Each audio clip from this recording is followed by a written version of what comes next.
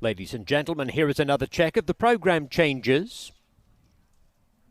25 minutes to first post for day 6 of the meet. The first of 11 races has 50-cent pick 5 wagering. Scratch number 2, Baytown Money. Number 2 is out of the first. The jockey for number 6, Miss Soothsayer, Florent Giroux. Giroux on number 6. Scratch 11, Toast the Star. Number 11 is scratched. The jockey for 12, Loving Mischief, Edgar Morales. Morales on number 12. Number 13, Tactical Command, will be ridden by Luan Machado. Machado on 13, Tactical Command. Number 14, Struck at Midnight, will run. Scratch 15 and 16. Race 2. With 50-cent pick 4 wagering. Scratch the also eligibles, 13 through 16. Race 3, scratch number 2, Magic Seeker. Number 2 out of the third. We still need a jockey for number 8, Tale of Lady Maria. Jockey to be announced for number 8. Scratch 13, 14 and 15 off the also eligible list. Race 4. With 50-cent pick 5 wagering. The jockey for number 2, Cotillard, Javier Padron Barcenas. Javier Padron Barcenas on number 2. Scratch 7, Claimed. Scratch 11, Torino. 13, Toasted Roll, will run with Luis Saez. Luis Saez onto number 13, Toasted Roll. Scratch numbers 14, 15 and 16. The 5th race. Number 8 should be listed as a gelding. Number 8, a gelding. Scratch the also eligibles, 13 and 14. The 6th race. First leg of the $1 pick 6. Scratch number 2, Nicky Nine Doors. Number 2 out of the 6th race. Race 7 opens another 50-cent pick 5. Number 3, Free Choice, will be ridden by Edgar Morales. Edgar Morales riding number 3. Scratch the also eligibles, 13 through 16. Race 8 with 50-cent pick 4 wagering. Number 11, Miss Goodbar, has been scratched. Scratch 11.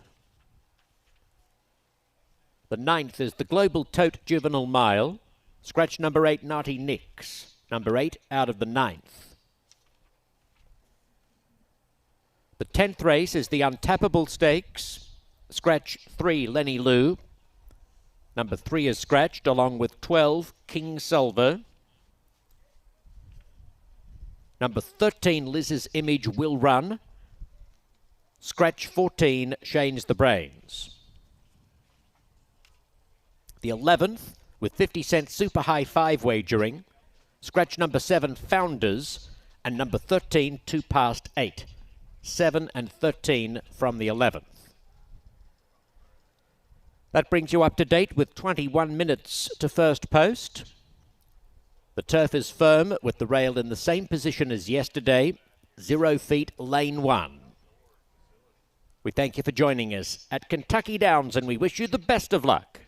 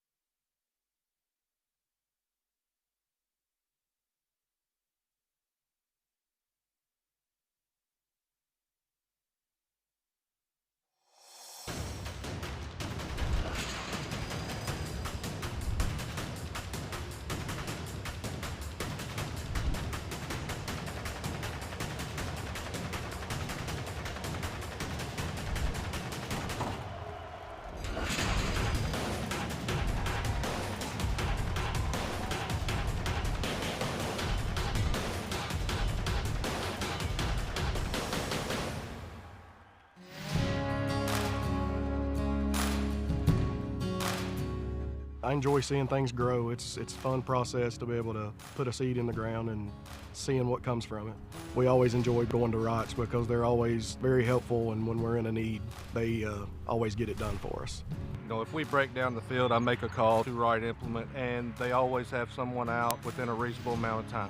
I've been working with Wright Implement for several years and wouldn't recommend any other dealership.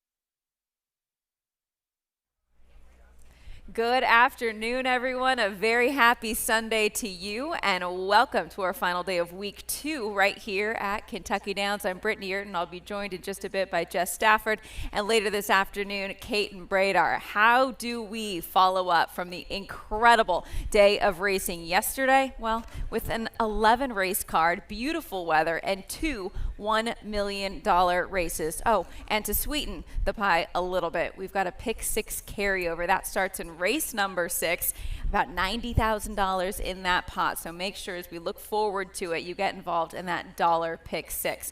We'll start with race number 1 in just a bit, in 14 minutes time, but Kate and Bradar did put together a pick 6 ticket for us. You can see it on your screen right there. The investment, interesting. She told me it was a $96 investment. Somebody's going to have to calculate that real quick. But we'll talk a little bit about her 2 singles there. In race number 6, she has the 3 horse there, 5-2 on the morning line. But I want to dive into race number 9. Race number 9 is the Juvenile Mile Stakes, one of the 2 stakes races on our card today. And she's singling in there the 7 horse Street Beast, likely to be the heavy favorite for trainer Ben Colebrook and Luan Machado. So again, that's coming a little bit later. We'll highlight it again as we approach that race. Let's dive straight into race number 1 because this kicks off a 50-cent pick 5 sequence. It is a restricted maiden special weight event going 6.5 furlongs, and these are 2-year-old fillies. Do make note, we have 2 scratches within the field.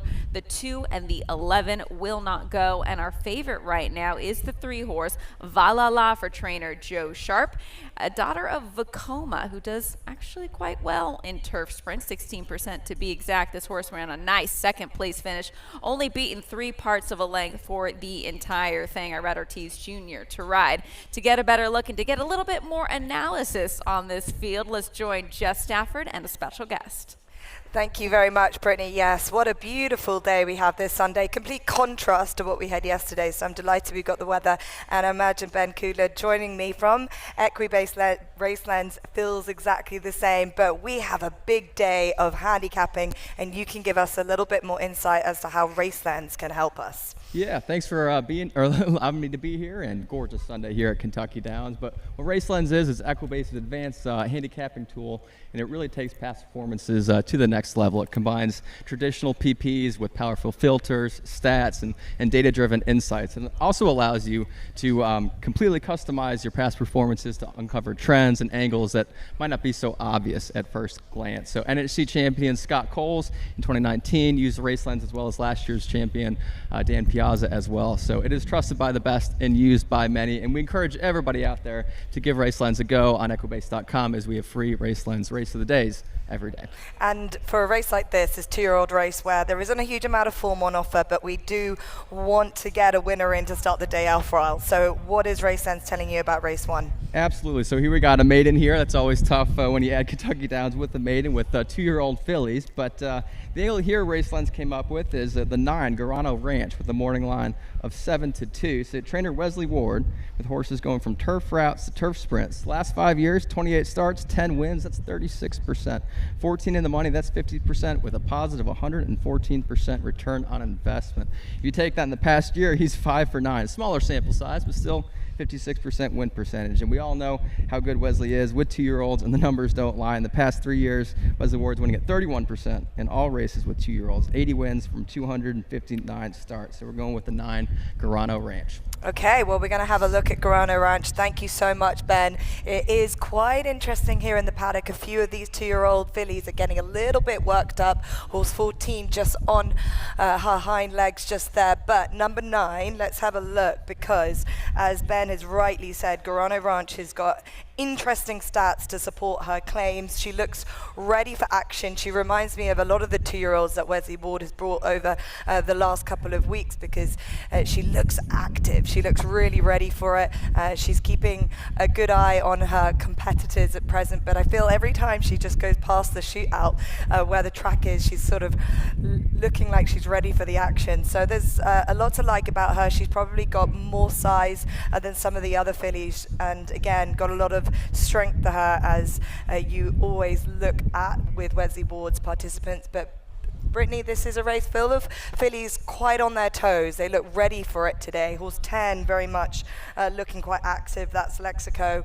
And then our favourite, horse number 3, Valar is a horse that I've been trying to get my eyes on, and looks like another one that's ready for the action. She's a little bit more leggier than some of the others, quite up at the back, possibly is going to fill out and develop into a bigger, better horse as she grows, but again, very active. And as you mentioned, Vekoma, a very interesting stallion when switching also to the turf, and I thought there was plenty to like from that first start. Oh, no doubt about it. I like the energy, actually, that you're seeing from the 3 Valhalla. Looks like a shiny copper penny down there, at least what I can see on the screen. 2-1 currently on that runner. We spoke about the 9-horse Garano Ranch. Huge shot. Love horses turning back in distance, particularly here at Kentucky Downs, to have that endurance to finish in the uphill stretch. The 8-horse, I'm intrigued by your third selection here. Oh, My Darling. I'm very familiar with the dam of this horse, Donna Veloce. She ran in Southern California, a talented stakes winner for Kaleem Shaw. So this is bred by Donna Veloce Syndicate and owned by Kaleem Shaw. So stepping up in protected competition today after somewhat of a tough trip first time out. How is she looking down there? Well, she's super relaxed. She's walking around like a lamb, which I like to see, because there are a few fillies that are sort of sparking each other off. But 8, Oh My Darling, lovely name. She's got that very strong pedigree. 'Tis the law out of Donna Veloce. What more could you want? She just could improve a little bit. She was a step slow to begin with in her first run, and she probably is a horse that will just improve as her mom did, but definitely needs to step forward. I'm happy just to play her in the exotics to see how she can come forward, but I do like how relaxed she is compared to some of the others. 10 is getting a little bit more feisty, and but that doesn't seem to have alarmed her too much. I am interested with the pedigree here on Oh My Darling, 'Tis the Law. Belmont Stakes winner, Donna Veloce Stakes winner on the dirt course.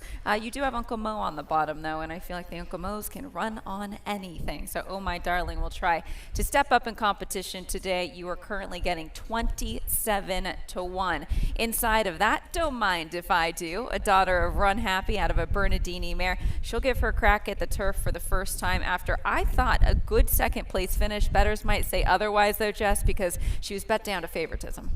Yeah, Don't Mind If I Do, another horse switching over to the turf. Definitely worthwhile for the purses that we have, but that strong second at Ellis on the dirt was exceptionally good, considering how far off the pace she was in the early part of the race. I thought that she had not the ideal running room at a considerable moment, but then flew at the end. So I thought that was very encouraging. She was well supported on her first start as well. The sevens, don't mind if I do. So interesting that she's a bigger price today, definitely stronger and tougher competition. But with the blinkers on, that might be a little bit of a statement of intent. Is she going to be pretty hard from the gates? Is she going to be a little bit more professional after that first run? I would think so, especially with the somewhat tough trip that she had on debut. The mare, Trust in Hope, dropped another very talented runner in Synthesis, who earned nearly $760,000. But that was all over the dirt course. Did have 6 tries over the turf, but no winner. So the 7, don't mind if I do, trying the grass today at a big price of 15 to 1. I'm really interested in this 6 here. We do have a jockey change on Miss Soothsayer. Florent Giroux will ride because Jose Ortiz is riding the 14 Struck at Midnight, was named on that horse and did scratch into this race with the scratches within the body of the field. How do we feel Miss Soothsayer is handling things? Yeah, we can see Florent Giroux just about to get the leg up on Miss Soothsayer, who looks like she's just come alive a little bit now he's got on board. But Miss Soothsayer, a daughter of War of Will, debuted on synthetics at Gulfstream, led and pretty much as the later stages of the race, and then just got tired late on, I thought, over the mile. I think that the team are very good with 2-year-olds in their second start. This comes from a lovely family, and just coming back in distance, I think, is a nice angle for this horse, considering she did tire that little bit in the closing stages. She's a smaller type, especially just behind the horse 5, who's a lovely model. That's Desperate Dreams, who's having her first start, and I like the way that she's just caught my eye as she leaves the paddock, and a horse having her first start, like a couple of them in here. Difficult to know what we have, but she's definitely catching my eye. That's what makes these maiden special weight races so much fun. Let's kick off this Sunday card here at Kentucky Downs with a maiden special weight event. Also kicks off a 50-cent pick 5. Good luck, everyone.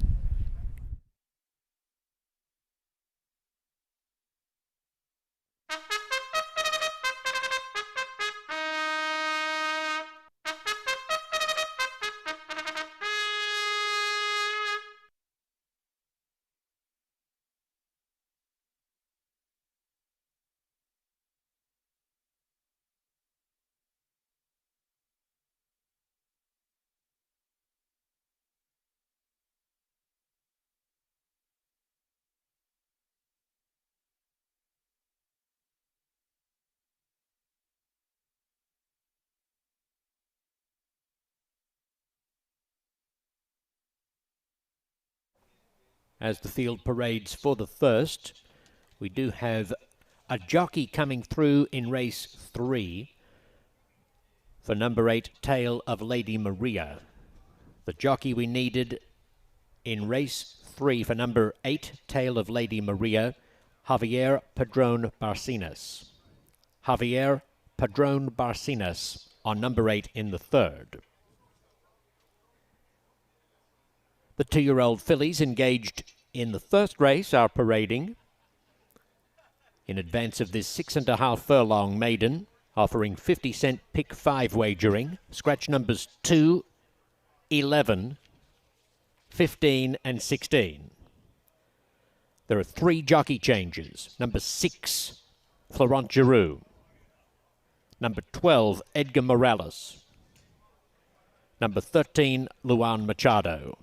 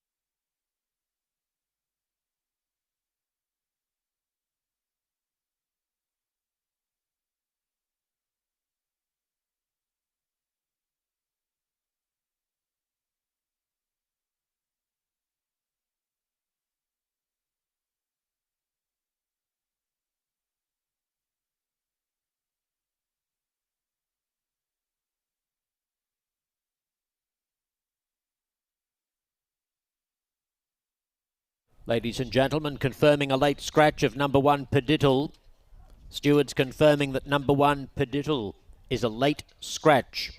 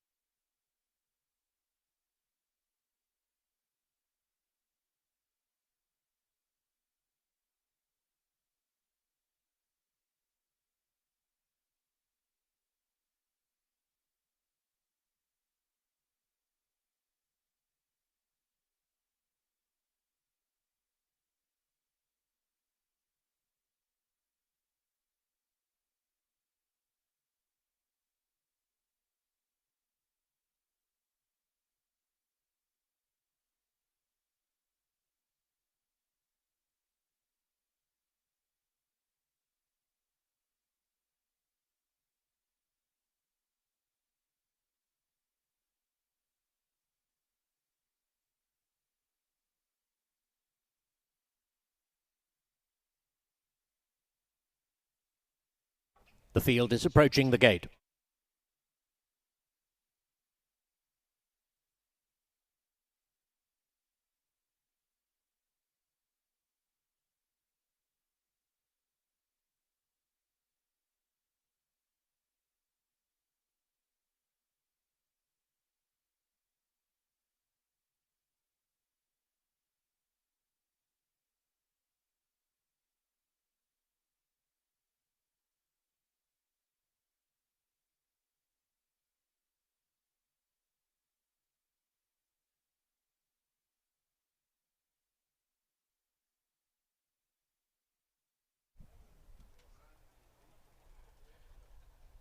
Moving into line, Valhalla will break from the inside after a pair of scratches, including the late one just a few minutes ago of number 1 Pediddle.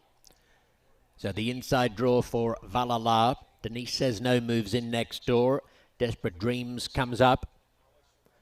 Of the outer division, Oh My Darling, Gorano Ranch and Lexico are in the gate, with Loving Mischief joining them. Miss Soothsayer comes up. They're loading quickly. Tactical Command, Don't Mind If I Do, and Struck at Midnight is the only one away. 2-year-old fillies and a 6.5 furlong maiden to kick off day 6 of the 2025 meet at Kentucky Downs. Ready to go. Racing. Valhalla quickly into stride together with Gorano Ranch. The top 2 in the wagering lead the charge down the hill right-handed, followed by Miss Soothsayer, and between horses Don't Mind If I Do. Loving Mischief is out wide. Desperate Dreams the inside, followed between horses by Oh My Darling. Denise Says No is a long way back in the field and Struck at Midnight towards the end. Half a mile left to go. Valhalla in front, 3/4 of a length. Gorano Ranch, followed by Miss Soothsayer, Don't Mind If I Do. A gap of 3 lengths away. Desperate Dreams on the inside of Lexico. 3 more lengths. Oh My Darling, 11 off the pace in front of Loving Mischief, and back near the tail Denise Says No was Struck at Midnight. 5/16 of a mile to go. Into into the stretch they come in the Sunday opener, and Gorano Ranch for Luis Saez moves up now to challenge Valhalla, and they're together by 2 lengths. Behind them is Miss Soothsayer, and wide around Don't Mind If I Do. Past the 3/16th pole, Valhalla has a good kick for Irad Ortiz. Valhalla turning away the challenge of Gorano Ranch.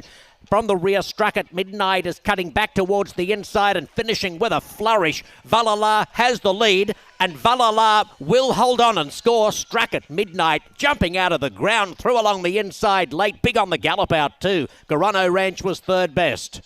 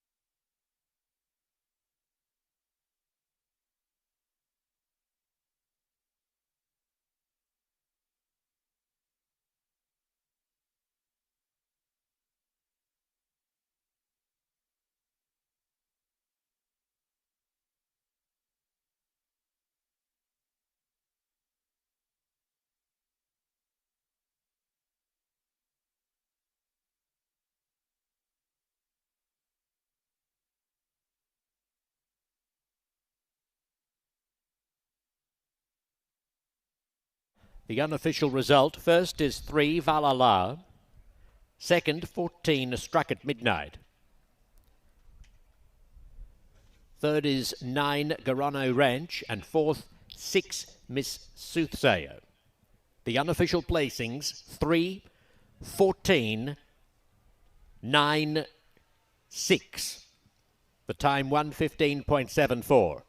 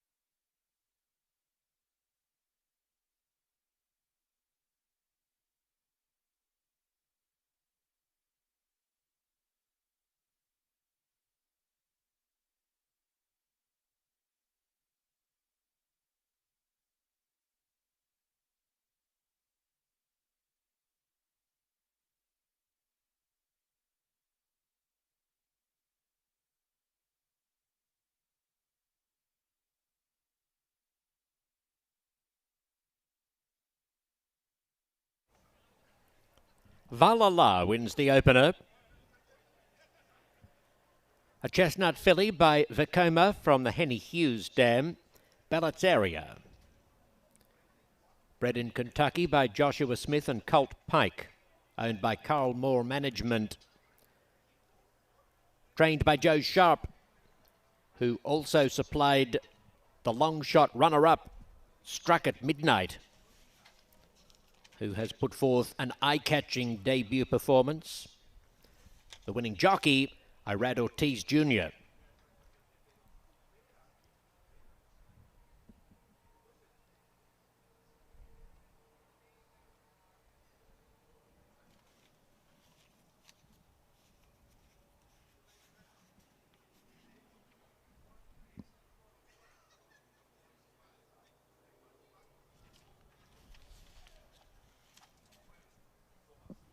The result is official. Placings officially 3, 14, 9, 6. The $1 Joe Sharp Ortiz Brothers Exacta, $46.59.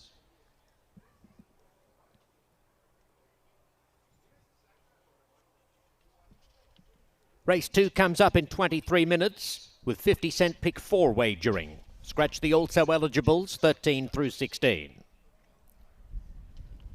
Ladies and gentlemen, we'd like to extend thanks to today's bourbon sponsor, Kentucky Senator.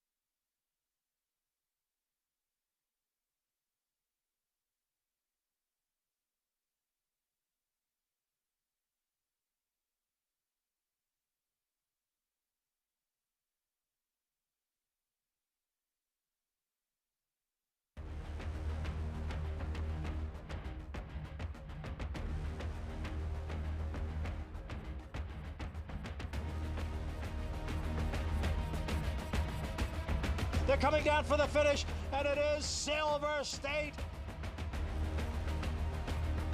10-25, 10-25, at 25-35, 335,000. Grade 1 winner Silver State, standing at Claiborne Farm.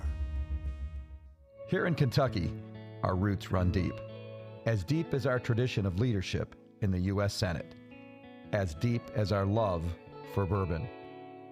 Each release of Kentucky Senator Bourbon honors the senators who served our Commonwealth, distilled with as much character and distinction as the leaders they represent. An authentic blend of our heritage and our golden grain spirit. Just like our great senators, Kentucky Senator Bourbon stands the test of time.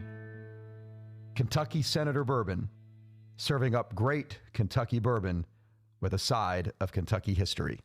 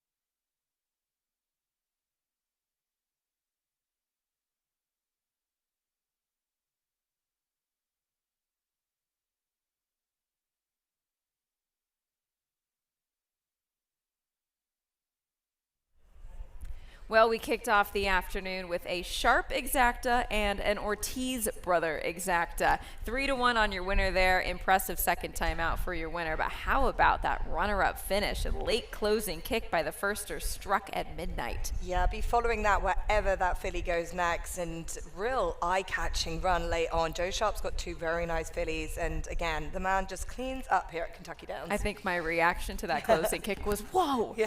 Very impressive. All right, let's move forward to race number 2 here at Kentucky Downs. We're about 15 minutes away. Maiden special weight event for 2-year-old fillies.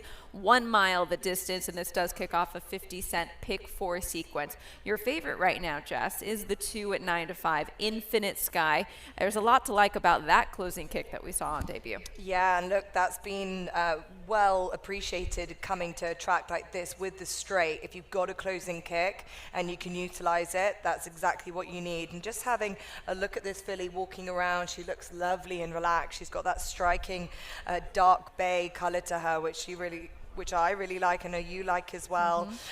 This horse was just that little bit slow away, wasn't she, early on, and looked like she just really needed the experience, but she is a mighty big daughter of Not This Time, the stallion responsible for our Grade 1 winner yesterday, who I think is an almighty stallion. It's probably no secret now. The secret is definitely out that Not This Time can get some serious individuals, but she is walking great. She looks like a proper bull of a horse, possibly again another one that's going to get better with a bit of time. But this combination, Brad Cox, Irad, Ortiz, what more can you want? But she does need to improve, but the betting thinks that she will do.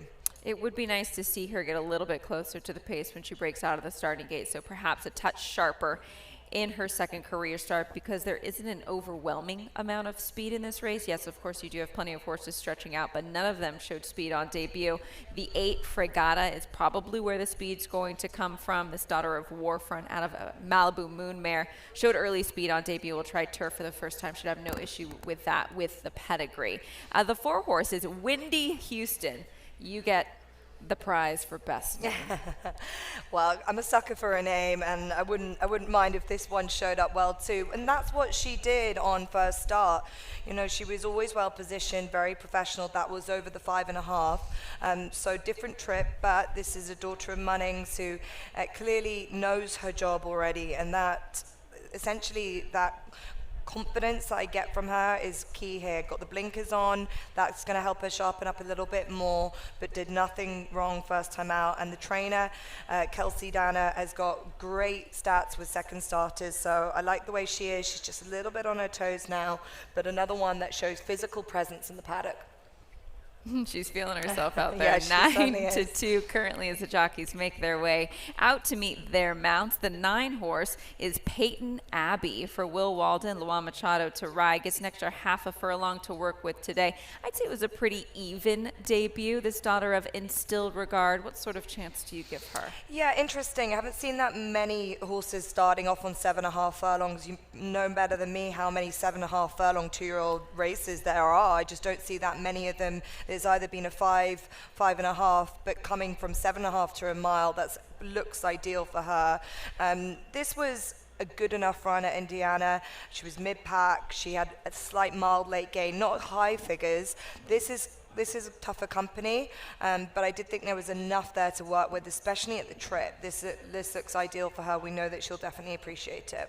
And you talk about trainers that do very well with second-time starters. Will Walden absolutely would be one of them. 32% with his second-time starters. Right now, Peyton Abbey, you're getting a juicy 13-1. Won't complain about that. Yeah, exactly. And with that in mind, you know, the second start angle has been really helpful, I found, when you've been handicapping, because we've so many of these 2-year-old maidens. You need to find that little edge, and that definitely has that. And again, Peyton Abbey just getting another turnaround, waiting for action. She's another nice looking type. This bunch in general, Brittany, look like a little bit better behaved than their last field. They seem to be quite agitated and up for it. These fillies potentially, especially because they've had that first racetrack experience, just helps them on a day like today. If I'm going to go with best blaze, it's the 11 Signal Chat, but that's a big price at 80-1. How about the 12 Lion Lake? Tell us a little bit about this pedigree. Yeah, a grey roan filly, and this has been stamped into her by the wonderful stallion Dark Angel, one of my favourite stallions, based in Ireland at Yeomanstown Stud, is responsible for some exceptional fast horses, the likes of Charon. Was a fast horse early on and then developed into a miler. So they've got natural speed, but that also can bring about later on developing into good milers from a speed angle. This horse has shown fast times. Brendan Walsh, we know he can get it done with first starters. He had a 2-year-old filly yesterday that was a winner, and I like what this horse potentially can do on her debut. She's had strong works at Turfway, bred for the turf, as I said, and obviously the booking of Frankie Dettori suggests confidence. And I just think that maybe stretching out, it's interesting that they decided to stretch out to a mile first time out, because the pedigree suggests there's definitely a fair bit of speed in there. Precociousness, would you say, in the pedigree? Do often the Dark Angels win first time out?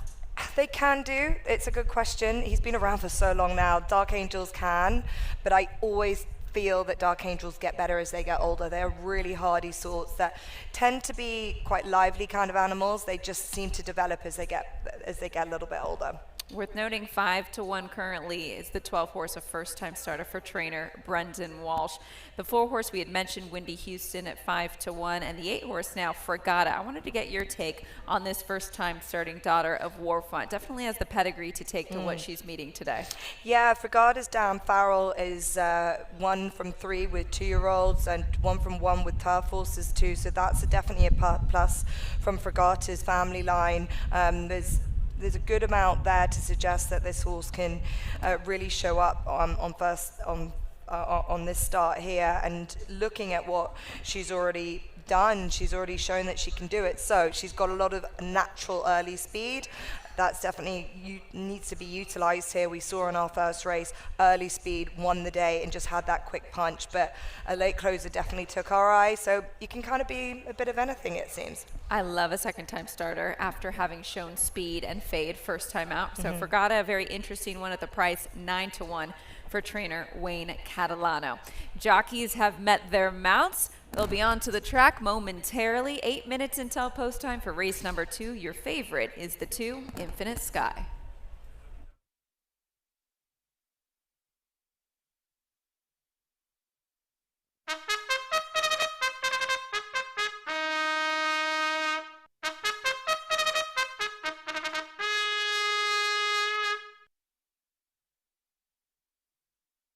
Moving on to the course for race 2. A 1 mile, 2-year-old filly maiden offering 50-cent pick 4 wagering. Scratch the also eligibles 13 through 16. You have 8 minutes in which to invest. Race 2 is named for bet makers.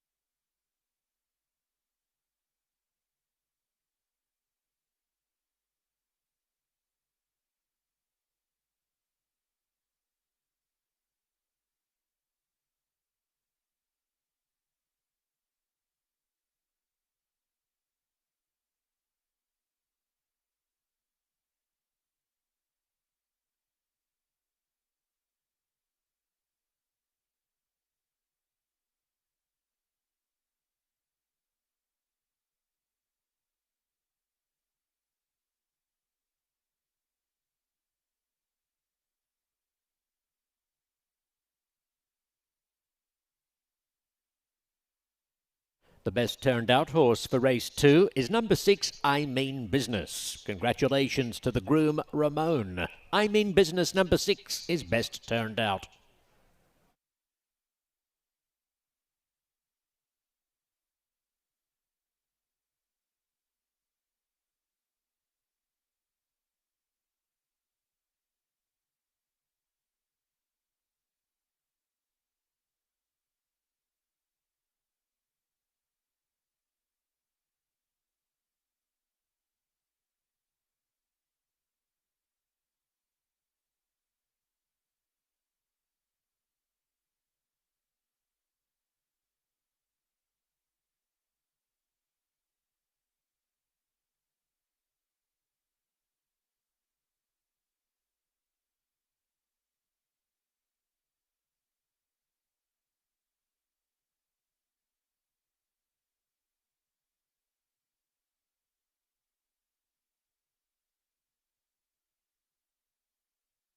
Arriving behind the gate,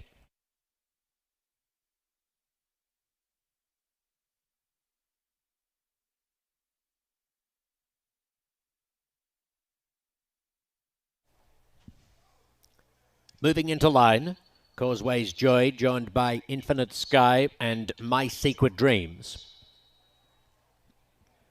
Wandsy Weather coming forward, followed by Fregatta.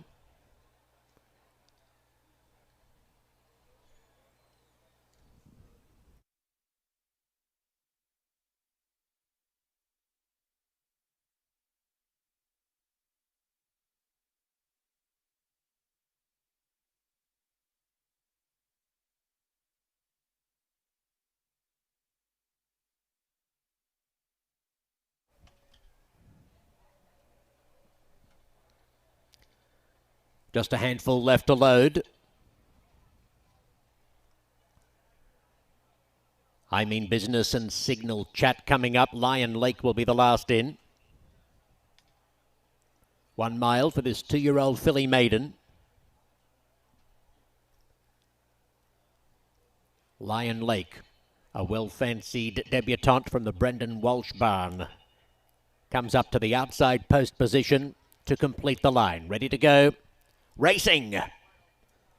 Windy Houston, one of the first to appear with Fregatta and I Mean Business, followed into stride by Causeway's Joy, Infinite Sky and My Secret Dream, Signal Chat and Brookline, followed well back by Empress CC, and back towards the end of the field, Wandsy Weather, Lion Lakes out very wide, beginning to improve as they take that rise down past the 6 furlong pole, and Peyton's Abbey about third last. It's Windy Houston with the lead. Windy Houston skips away. Fregatta goes to second, and I Mean Business third on the inside of My Secret Dreams. 2 lengths to Lion Lake, progressing to fifth, 6 lengths off the lead, going past Infinite Sky at this juncture, followed by My Secret Dreams on the outside of Peyton Abbey.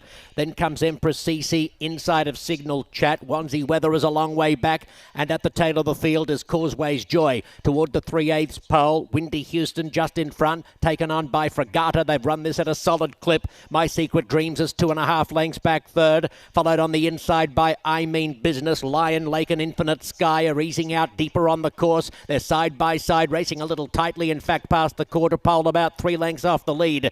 It's Windy Houston to the 3/16 pole. Infinite Sky setting after that pace setter with great gusto, and it's Infinite Sky hitting the lead. Now down the extreme outside, Wandsy Weather has come from a long way back, and Peyton Abbey finding the line generously. Infinite Sky in front, shaken up by Irad Ortiz, leads from Peyton Abbey, and Irad has the early double. It's Infinite Sky from Peyton Abbey, Wandsy Weather, Lion Lake possibly fourth, Empress CC and Windy Houston up close.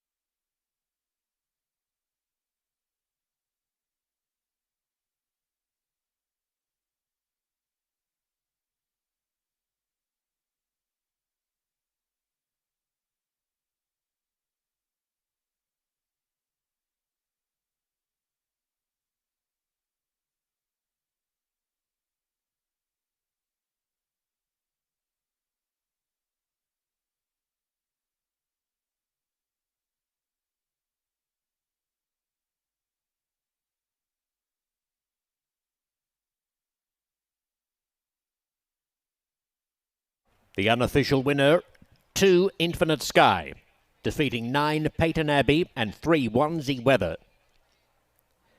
Photo 4th, the time 1:34.64.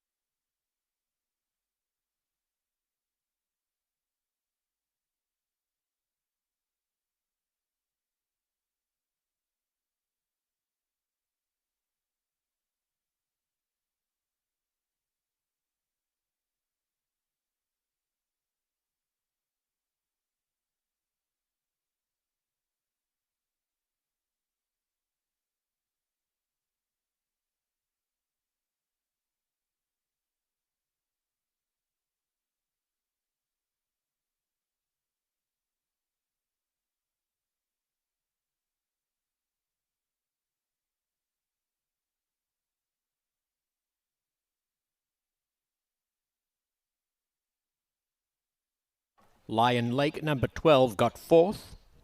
Superfecta numbers 2, 9, 3, 12.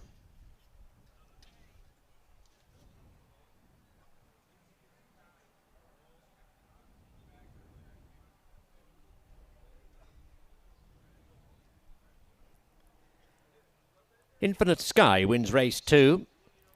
A dark bay or brown filly by Not This Time from the Street Cry dam Sky Painter, bred in Kentucky and raced by Godolphin. Trained by Brad Cox and giving Irad Ortiz Jr. the first 2 Sunday races.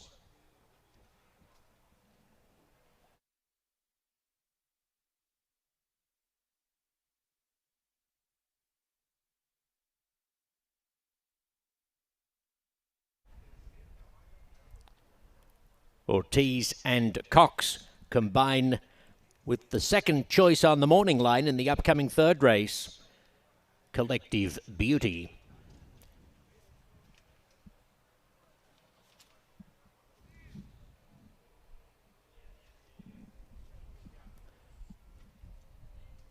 The result is official. Placings officially 2, 9, 3, 12. Our second race was named for bet makers.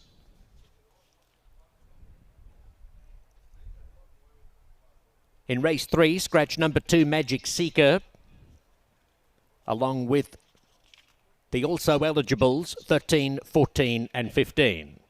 The rider of number 8, Tale of Lady Maria, Javier Padron Barcenas. Javier Padron Barcenas on number 8.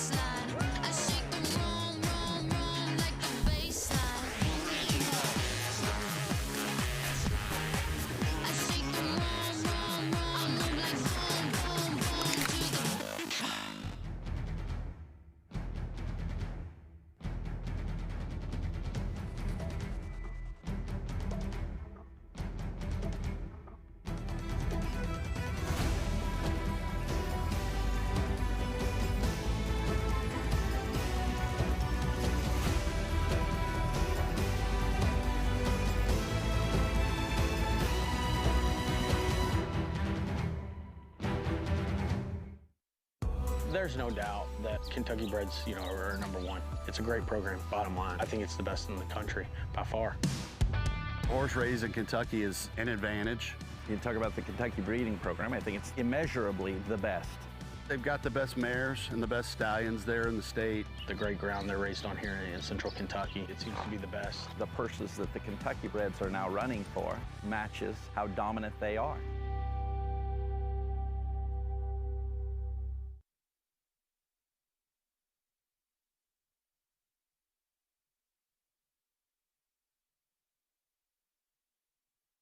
Ladies and gentlemen, the wagering windows is not the only place you'll find great value at Kentucky Downs today, because all merchandise is 50% off. Check out the merchandise on offer. 50% off today.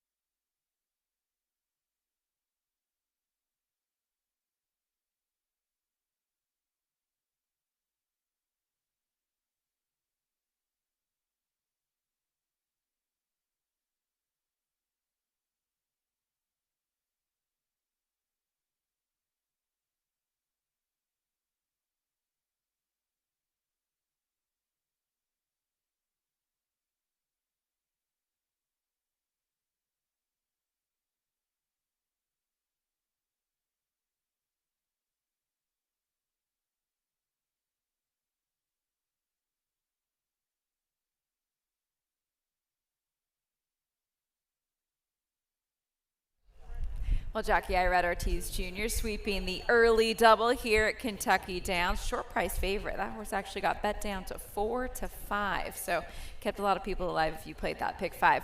16 minutes until race number 3. But what is it we have here? Did you hear that it was 50% off at the merch store and just ran there and came back? I just love this color.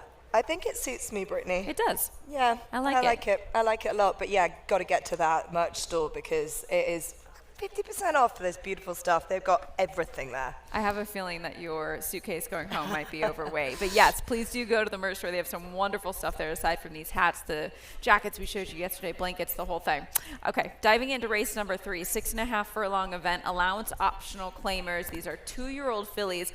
And since wagering open, we've saw favoritism flip-flop between a few different horses, but currently it's on the 7, Collective Beauty. Turning back around in 9 days' time. Came here to Kentucky Downs. It was a pretty even third place finish last time out. Prior to that, an absolute romp and a race taken off the turf course at Horseshoe Indy. Yeah, look, this also, the bet might be the bit of an Irad Ortiz, Brad Cox factor as well. It can do no wrong. Irad just on fire. But this horse deserves to be at the top at the betting, you'd imagine. The run when 3rd of 10 in front of Dreaming Collect last month was a good run.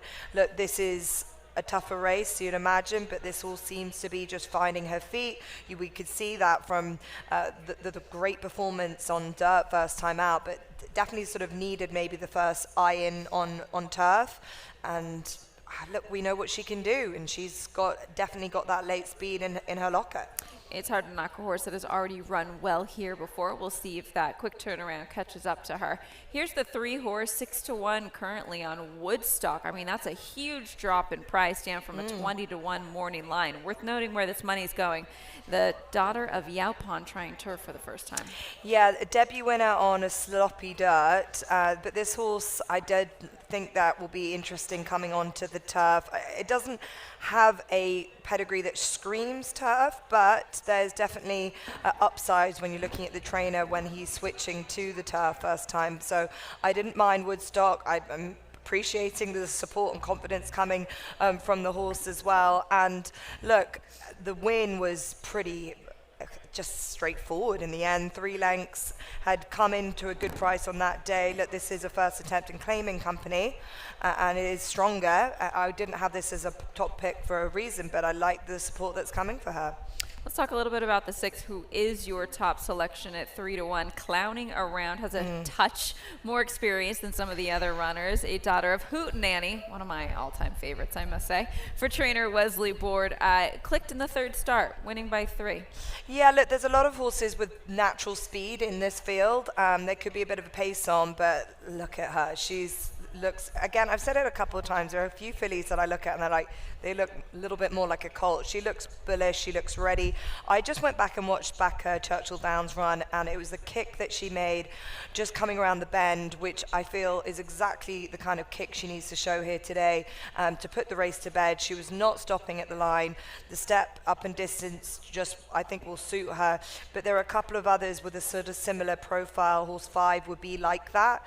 Got that early speed. Let's see who might just be taking themselves on for that speed, or will this horse, the 6, just be weighted with that little bit more and allow the speed to develop in front of her? It'll be really interesting.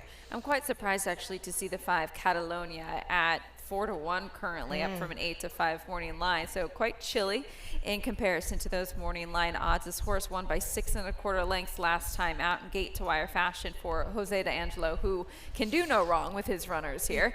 Had a very incredible, nice 1-2 finish and a runner-up finish by Howard Wolowitz earlier in the meet. Now Catalonia, just based off of buyer speed figures, if you look into that, is arguably lengths faster than anybody else within the field. Yeah, it needs to prove that how much speed she showed. Now, it is quite a quick turnaround. It was only last week that she ran, so they obviously felt like she came out of it well. But yeah, as you say, she showed a lot of early good speed, a lot of early late speed as well. That was the first time on the turf at Gulfstream Park, which I think has been a pretty good route in for horses at Kentucky Downs during this meet. Gulfstream's been a good stepping stone, as you said.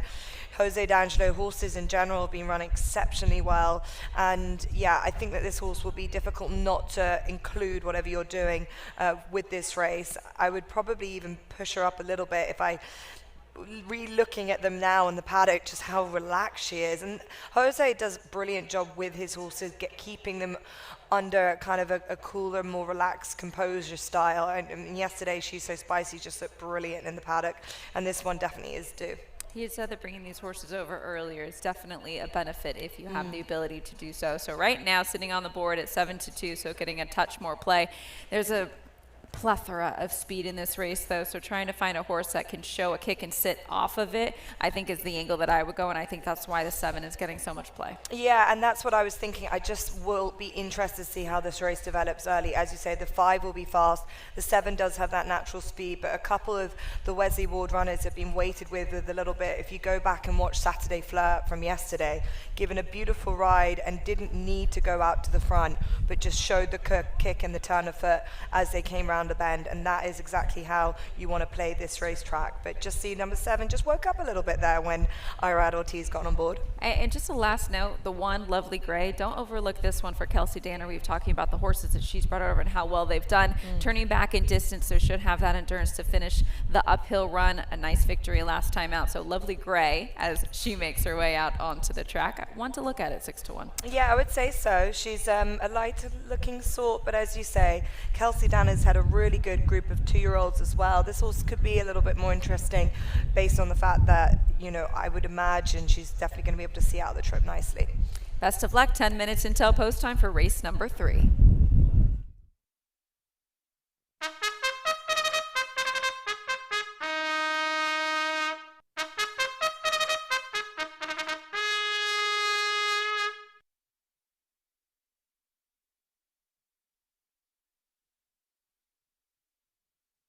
Out they come for race number 3, an allowance optional claimer for 2-year-old fillies at 6.5 furlongs. Scratch numbers 2, 13, 14 and 15. The rider of number 8, Tale of Lady Maria, Javier Padron Barcenas. Race 3 is named for Betline. Post time 9 minutes away.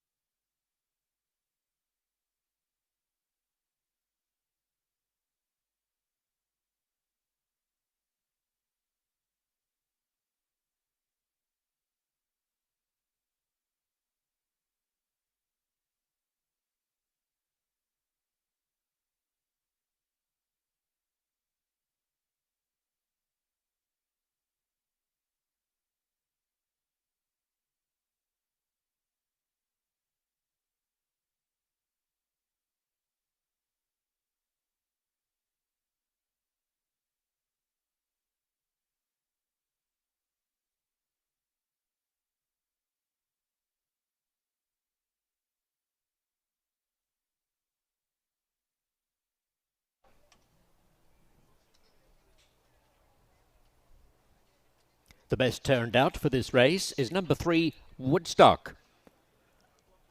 Congratulations to the groom Alvaro. Woodstock number 3 wins best turned out for the third race, which is due in 2 minutes.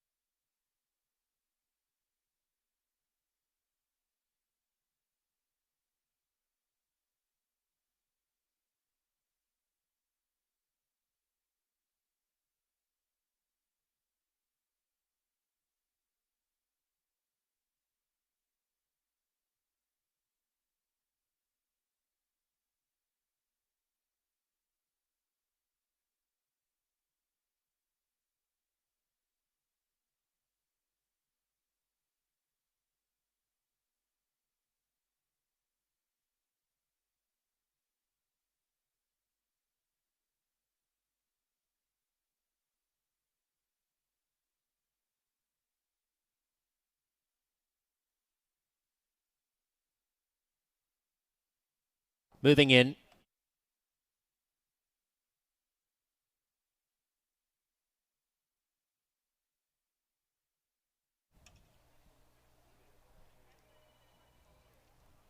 Lovely Grey and Woodstock. Collective Beauty and Tale of Lady Maria. Joined in line by Snappy Comeback and Mescat Catalonia. Here comes In the Aggregate, followed by Clowning Around. A quick gate load by these 2-year-old fillies. For race number 3 at 6.5 furlongs, Emily's Joy is going to be the last in. All set. Racing. Snappy Comeback is away in a hurry with Catalonia. Out wide on the course, going up towards the lead also, Clowning Around and Dreaming Collect. As they come through the first furlong, it's Catalonia the leader over Clowning Around, and Woodstock landing third on the inside of Collective Beauty. Dreaming Collect is outside those horses as they come down past the 5/8 pole, with Snappy Comeback dropping to 6th along the rail in front of In the Aggregate and Lovely Grey, who edges off the rail 7 lengths from the pace. Emily's Joy, Mescat well back in the field, and about 5 lengths off last of all Tale of Lady Maria. To the 3/8 pole, Catalonia is just the leader from Clowning Around in the black colours on the outside. And deeper out comes Dreaming Collect in the hunt on the swing for home, followed by Collective Beauty, who's drafting just in behind that line of leaders. Snappy Comeback stays near the inside, while Lovely Grey is pulled out deep by Concepcion at the 3/16 pole. And Catalonia is just in front. Snappy Comeback tries hard along the inside. It's getting a little tight, but Snappy Comeback is burrowing through that opening, and Snappy Comeback goes to the lead from Catalonia and Collective Beauty. Snappy Comeback for the money. 2 lengths Catalonia, 2 lengths Collective Beauty third, and Clowning Around has finished 4th. Joel Rosario with a rail-hugging ride aboard Snappy Comeback to land race number 3 in 1:14.53.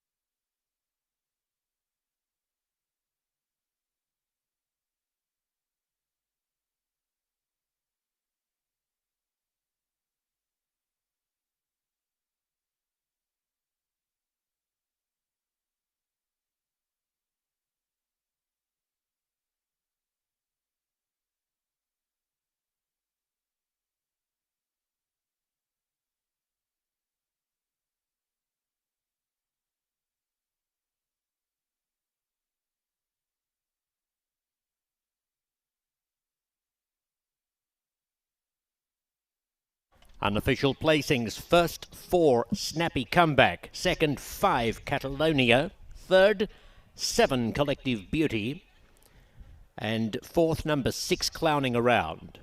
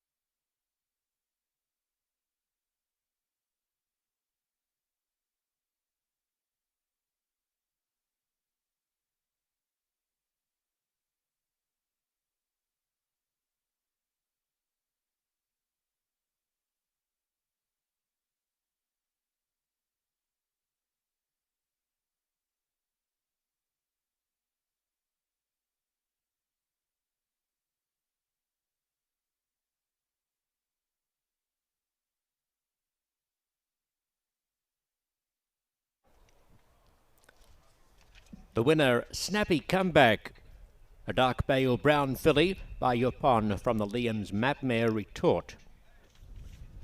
Bred in Kentucky by Columbiana Farm. Owned by Leon King Stable. Trained by Jose D'Angelo, who sent out the Exacta in the Music City Stakes yesterday. The winning rider is Joel Rosario. Just a correction to the owner, Snappy Comeback, winning the race for Hit the Bid Racing Stable. Hit the Bid Racing with Snappy Comeback. Placings are official. Race 3 was named for Betline. The result officially 4576.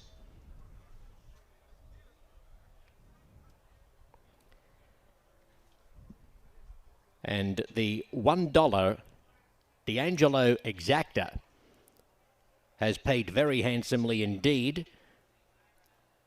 The stable's Exacta in the Music City Stakes yesterday included a 25-1 runner-up in the shape of Chloe. This time it's the long shot On Top. Snappy Comeback defeating Catalonia. The D'Angelo $1 Exacta proving very fruitful, $159.97.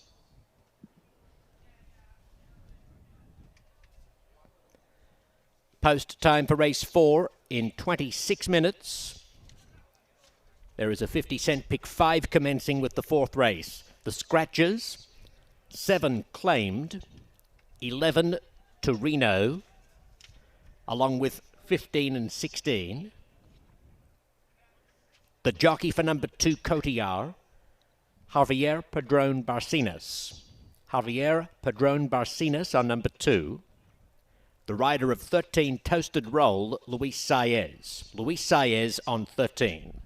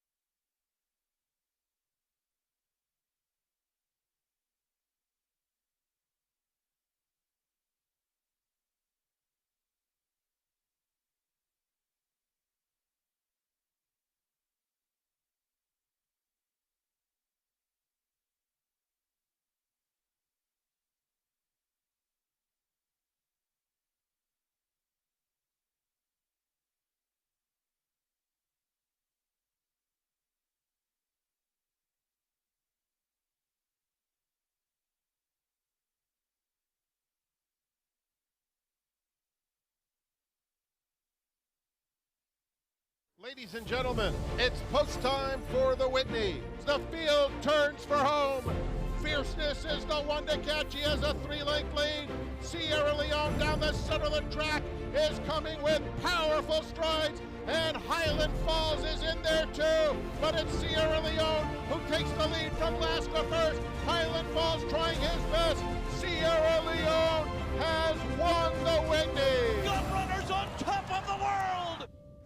Experience it all in one place at the Mint Gaming Hall, Kentucky Downs. Enjoy a night out and exquisite dining at Iron Steakhouse. Sip crafted cocktails while enjoying live music at Midnight Bourbon. Keep the fun going with the latest games and live entertainment, or make it a sleepover and stay at our all-suite hotel. Looking to host an event? Check out our versatile spaces, all just 30 minutes from downtown Nashville. The Mint Gaming Hall, Kentucky Downs. Winning just got closer.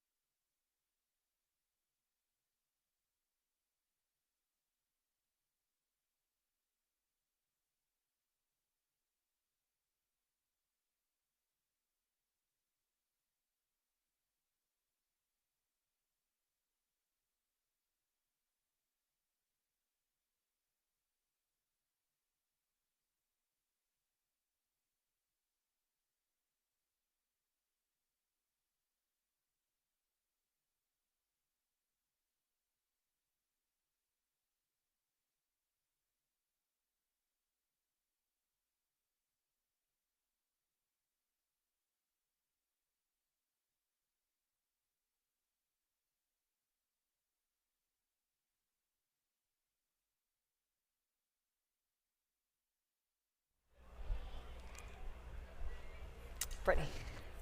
We're back. We're back, Britt. Nobody gave. Oh, that's why. Hello, everyone. My apologies. 19 minutes until race number 4 here at Kentucky Downs. 7 furlongs allowance event. I can't believe I did that. We're back. It's all good. We're having a bit of a difficulty with finding a few winners. I think that's the thing. And last-minute trials That's what I was to searching. try and find what I think is a pretty good pick. But looking at the betting, it looks like all the support's coming for the 6, which was interesting because when I was looking at the 6 earlier on, I thought, Haystack, Frankie on board, this is going to be factor. a real help. And Frankie is clearly been given this opportunity to give this horse, I'd imagine, just a bit more of a forward position in this role, because this horse has shown a little bit of lackluster early on in the last couple of runs, and I would imagine that she's just going to need to show that little bit more grit to get to the front. I have played her, but I wasn't too sure necessarily if she still has that there. The 3 is the one that I went for. I think Modern Sound has got plenty going for her. She's got the pace late on has been the crucial element for her, but she's pretty consistent. It's just that late running figure has been ideal for her. Modern Sound back onto the turf course today, a daughter of Audible. A lot of my challenge with this entire race is you don't have any very good form currently. I mean, we have not seen a win for the 3, Modern Sound, until 2023. Prior to that, let's see the 6, Haystack, same situation there. Blinkers will come off, so they're trying to shake something up after 2 poor performances with them on. So it's good form that you're really struggling to find in this race. I thought it was a huge scratch of the 7 claimed, because that horse was coming into this race in good form off of a couple-month freshening. So massive scratch of the 7. That also changed the pace scenario in this race, because that horse would have likely been on the lead, setting things out early. And if you have a horse that's coming from off of it, that's going to change things. We're taking a look right now at the 3. 4-1 currently on that runner, but I want to talk about your 10 horse here, Tiger Division at 21-1. Yeah, Tiger Division has got a big price, but we saw a big price in the last. I think I just had to be a little bit creative here because I found this race exceptionally hard. I thought that basically this needs to be quicker from the gates. That's exactly what it hasn't been doing the last couple of times. 10 is not the ideal stall for this horse, but trainer has been doing pretty well with bringing horses over here. Got the blinkers on. That could just be that extra little addition, but not liking how this horse is getting a little bit worked up in that box there, ready to go, but we want the blinkers on, maybe to relax a little bit from here on.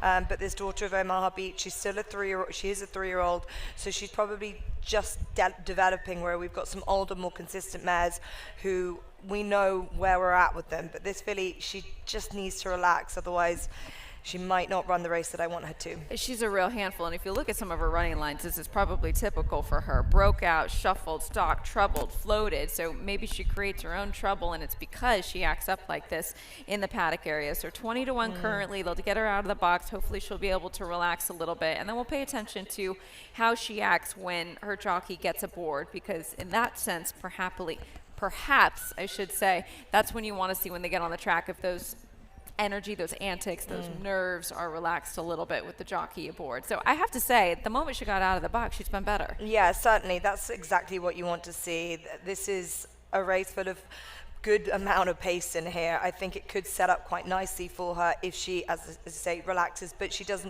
gets herself into a better rhythm than she did on a couple of last starts. But as I said, there is a good bit of pace. The 4 will go forward. You'd have to imagine it's got some really quick early pace. Rosato, who has just got a lot of tactical speed, got a lot of wins at Churchill last year, ran a big third at Ellis over the 5.5 last time. Again, moves up in class, but I thought this horse, if she shows herself that early pace, she might be hard to reel back. But today we have seen horses coming late on and with a bit of a run, especially using that inside rail.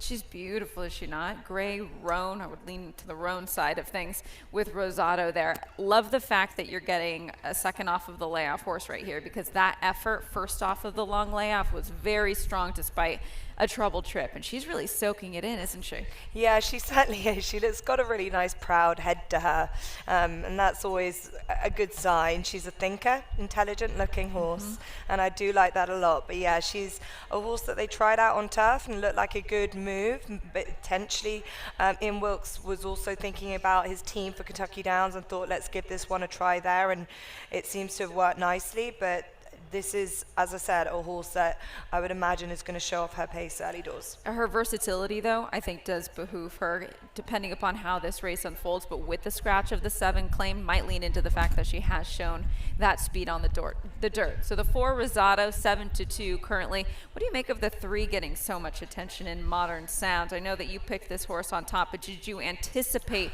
4-1? No, the morning light odds were 8-1, so this is interesting. Look, blinkers coming on, as I said, that could be a help, but really consistent late runner, high figures for the late run in.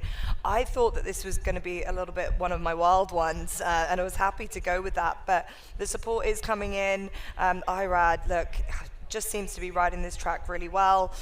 This daughter of Audible, as you quite rightly mentioned, you've got to go back a bit to see that last win that came back in 2023. So it has been a bit of long time between drinks with this horse, but I thought potentially my angle was that this trip of 7 furlongs, they haven't tried her at 7 for a while, and that could be just the edge. The 13 Toasted Roll does scratch into this race. Make note of that. Jockey changed Luis Saez to ride for trainer Joe Sharp. You have to pay attention to any horse that he brings over. A lot of intent for this Kentucky Downs meeting. But again, another runner that hasn't found the winner's circle in quite some time. Will likely be forwardly placed and has to overcome that outside post. Yeah, and look, this horse just ran 10 days ago here at Kentucky Downs and was pretty quick early on. Didn't seem to be having too much trouble, but then just faded late quite quickly over 6.5. They've only got an extra half a furlong here. Let's see if this horse might just have needed that run. It was the first for quite a while. Potentially they just wanted to get that into her before this outing. But it was just, I didn't like the way that the horse just kind of struggled late on. That was my concern, but potentially she just, as I said, might just have needed it. Relax there is Toasted Roll, 6-1 currently. The runner to the inside, Belle of the Dance, chilly on the board right now at 13-1. Will face winners for the first time, a daughter of Honor AP. I think the natural progression that we saw from first to second start, obviously, I should say, a positive. The pedigree, a little bit up in the air in terms of turf for me. Honor AP, we did see a nice runner by Honor AP taken to the Triple Crown Trail, obviously on dirt. Not sure how this horse will take to the turf course, but I do like that progression I've seen for the Nacho Correa's trainee. Yeah, this horse, she looks like quite a big filly, doesn't she? She looks like an obvious dirt kind of model. But she looks like she is a descendant of Honor Code, that's for sure. Yeah, she's a lovely, lovely looking sort. It is a bit of a gamble, but I think any horse coming into Kentucky Downs off the back of such a nice victory is a confidence boost, and a lot of these horses aren't. That would be one thing that you can say for her. That victory last time in a dirt maiden was highly promising. She's very unexposed. Whether she'll take to it, that's the question. As I say, the pedigree isn't obviously cleared for it, but I think it's worth a shot. Just one last runner I want to get your take on would be the 8, Meg's a Star, having run in Ireland prior to coming here to the Jack Sisterson barn. How would you rate that class of victory first out? Yeah, this horse was bought in the US, but then ended up over in Ireland, and for a team that does very well with fillies, and obviously won at Dundalk, which is a synthetic surface, which can ride quite slow, so it's probably even closer to turf than it would be to the dirt. Kept on very nicely, was a very impressive winner, but it just was an underwhelming start, wasn't it? First run. Needs to be better than that, needs to acclimatize to the surroundings. But yeah, the 8 definitely showed a lot more on first start back at home in Ireland. Blinkers going on. The 8, Meg's a Star at 9-1. Your lukewarm favorite is the 4, Rosado. Best of luck to all. 7 Furlong Affair.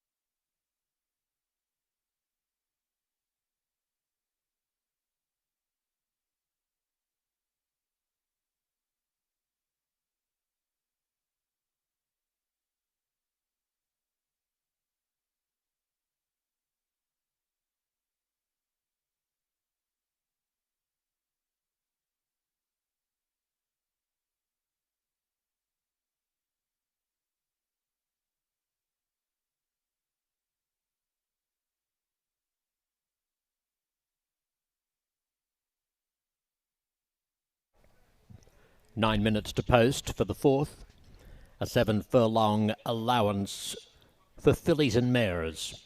Scratch numbers 7, 11, 14 and 15.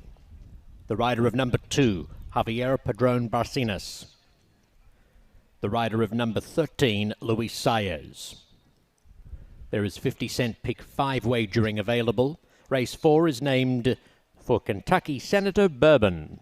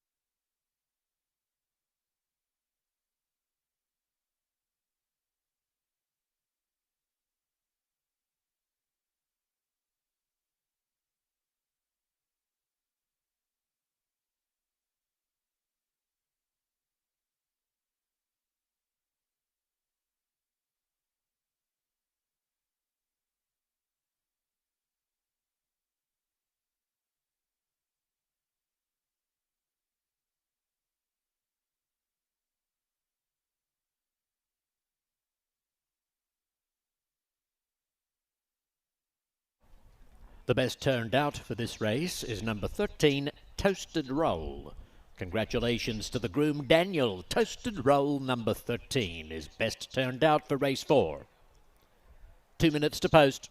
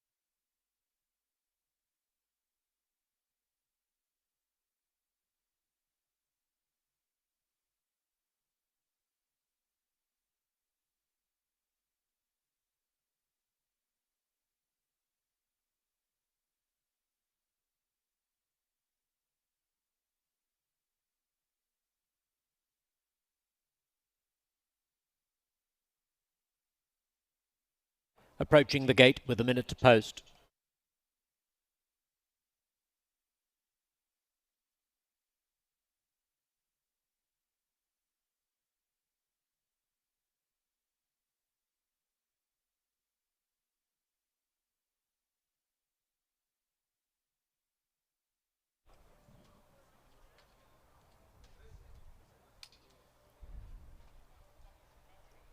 Entering the gate, Shan's Quest to the inside stall, followed in by Megsastar and Cotillard. Modern Sound and Who's Maddie.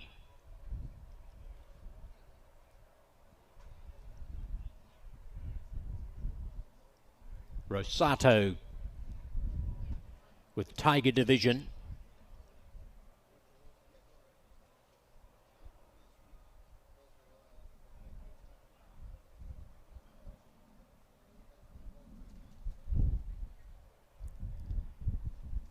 Bell of the Dance is set. Caitlin Time. Haystack. Toasted Roll, the last in. Set to go, 7 furlongs. Racing. And one of the first to break is Rosato, who should enjoy much smoother earlier transit today after that nice clean getaway. Out wide on the course, there's another grey showing prominently, Toasted Roll. The greys are 1-2 as they take that right-handed turn down the hill, followed by Who's Maddie. Then in the pink colours comes Caitlin Time, a couple of lengths away to Bell of the Dance, running 5th, 6 off the lead, and head of Haystack, and then comes Tiger Division, Megsastar. A couple of lengths away comes Cotillard, who's one of the last. At the tail of the field is Shan's Quest as they approach the 3/8 pole. Modern Sound is 3rd last. Up towards the top of the lane, and Toasted Roll has crossed from the outside alley and will lead for Saez on the swing for home. Rosato perched 2nd. Caitlin Time, the hot pink colours. Who's Maddie in the yellow and red is down the outside. And between horses, Haystack beginning to come home well. 3/16 left to go. Toasted Roll is still the leader. Rosato chipping away. Out wide, here's Modern Sound from a long way back, and Haystack is getting involved, and it's tight for Caitlin Time on the inside. Rosato reaches a narrow lead, but Modern Sound is in hot pursuit. Modern Sound coming at the other one, Rosato, and it's a close photo. Modern Sound or Rosato. Caitlin Time got through late along the inside for a close 3rd.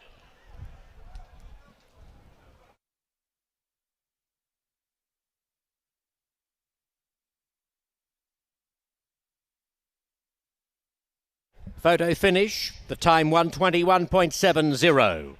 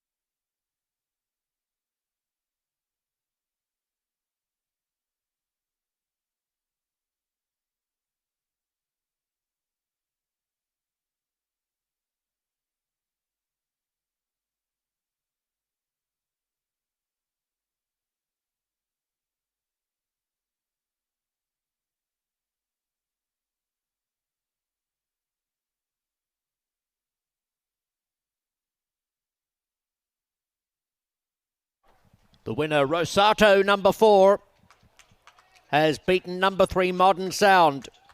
Third, 5, Caitlin Time. Fourth, 13, Toasted Roll.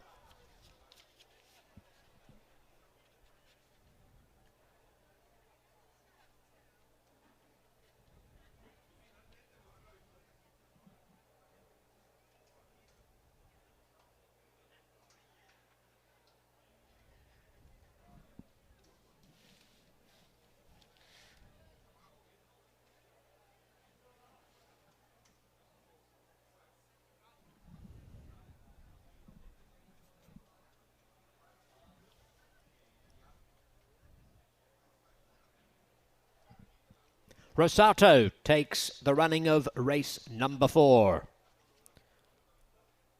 A 3-year-old grey filly by Gift Box from the Intermischief Dam Pinot. Owned by Old Guy's Rule Racing Stable. Trained by Ian Wilkes and ridden by Christian Torres.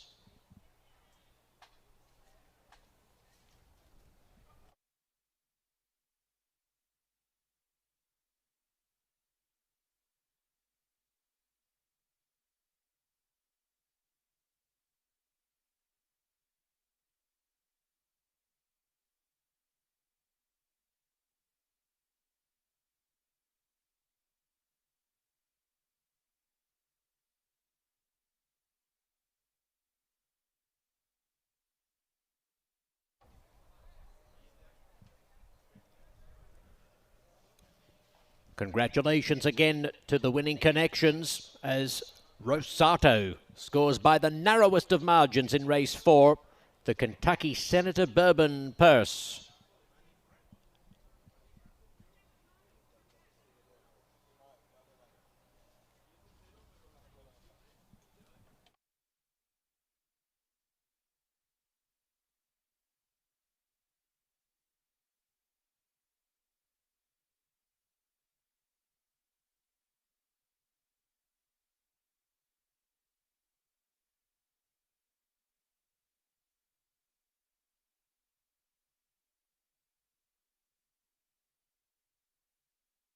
The result is official.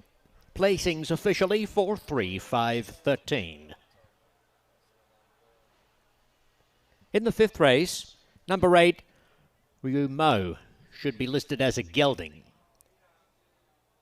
Number 8 is a gelding. We're scratching the also eligibles, numbers 13 and 14.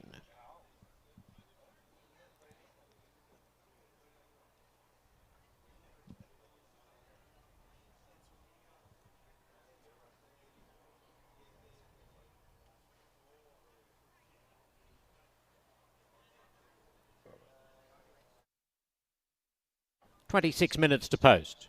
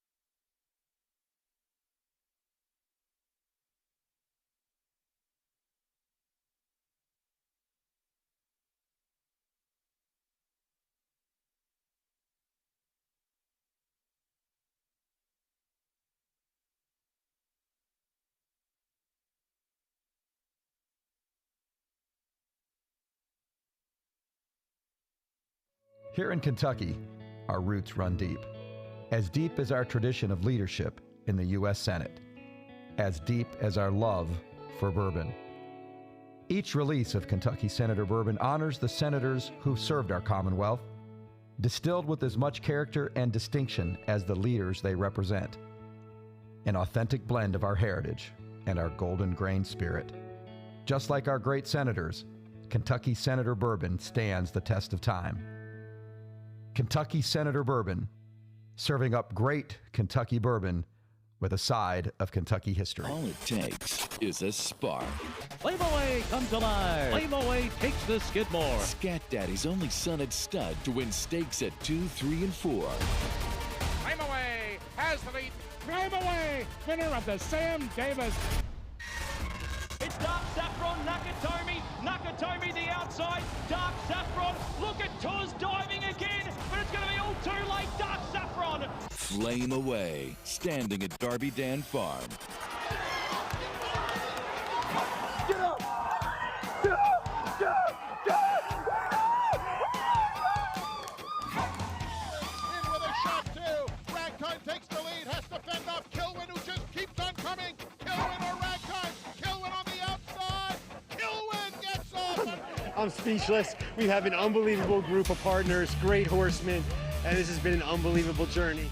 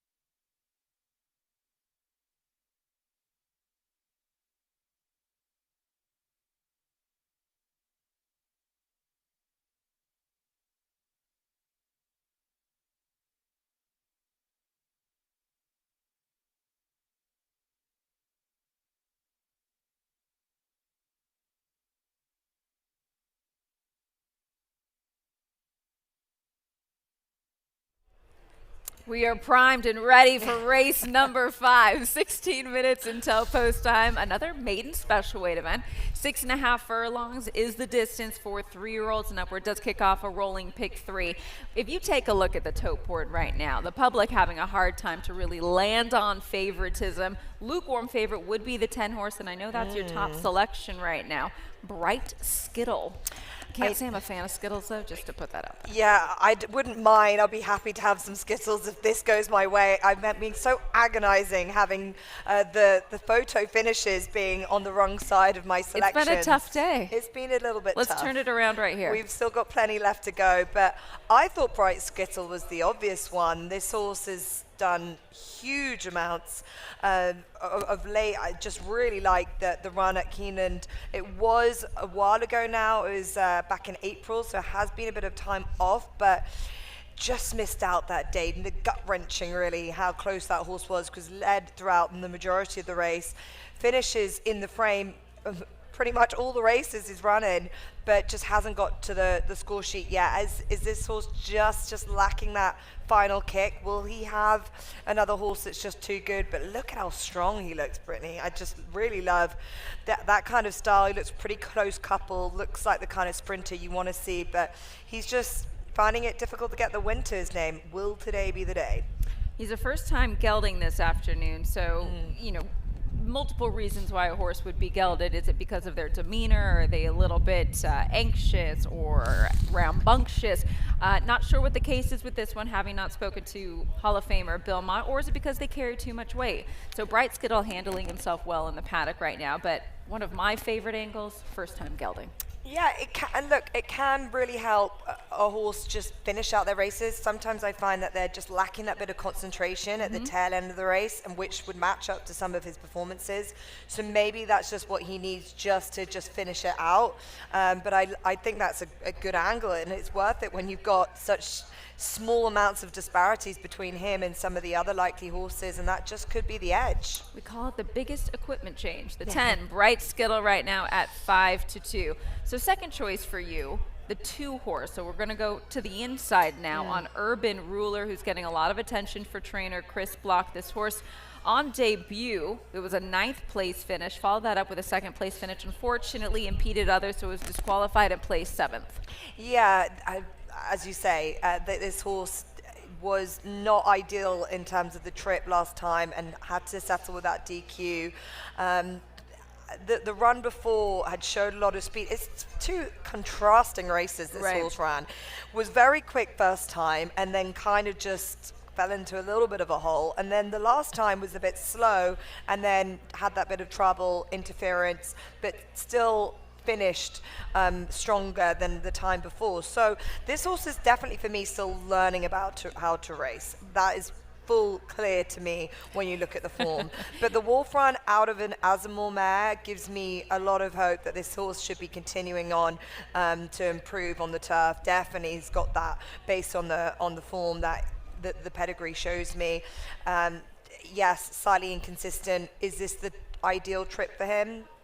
We will have to see. I think it might be, because it might hit him just right in the center of the eyes between the debut and the 5.5 that he got last time out. So that is Urban Ruler at 7-1, currently the 5. Galantini is your 3rd selection, a son of Bernardini. This is first off the claim for trainer Eric Foster, dipped in for $50,000 for this runner. Stepping onto the turf, though, and the pedigree doesn't scream it, but again, we're talking about Kentucky Downs, and this purse is $170,000. Sometimes you take a shot. Yeah, the 2 seconds at Ellis in Claim & Company were pretty good. Look, this is a lot tougher. I thought that this horse definitely has shown pace. The start last time was, again, not really what I had expected him to see after running so well at Ellis from the gates early and seemed to show the pace. Didn't really get into the early rhythm, but still had the fight late on. Now, if he can marry up what he did first time out at Ellis Park this year and then the later run on the second start at Ellis Park and marry them up and put them together, then he should be up there with the pace here today. I thought that was decent enough. Using a couple of the other horses with more pace, obvious pace claims like the 1 might mean that this horse will just settle in behind and have a closing speed. But do like 5 if he can just put his races together. Maybe today is the day. And the 11, Atlal, another for trainer Bill Mott. This is a homebred for Juddmonte. We'll get back onto the turf course this afternoon. Second off of a 6-month layoff. Faced some tough competition in the maiden special weight level last time out. Well beaten that day, but gets onto a perhaps preferred surface. The turf is one of the best runs of this horse's 5-start career. Yeah, that's exactly the angle I saw it. I just thought it was just a logical horse to have in the exotics. Again, beautifully bred, quality road out that Malibu Moon mare. Seemingly is going to be just a better horse as this horse goes on. Just looking at him in his skin, looking really lovely, gleaming in the sunlight. Looks like quite a tall individual, as does the 12, who's just catching my eye there, Brittany. But the 11 is just clear work in progress. There is a kind of race of two halves, the ready to go now type of horse that have a lot of speed, and the horses that are still sort of making their way in terms of their development. Worth mentioning though, the 4, I'm Trouble, getting plenty of play. 7-2 currently, a little bit of a handful in the paddock, on the toes underneath Joel Rosario there. That's a first time starting son of Into Mischief. Horses on the track. 10 minutes till post time. It's race number 5 here in our Sunday card at Kentucky Downs.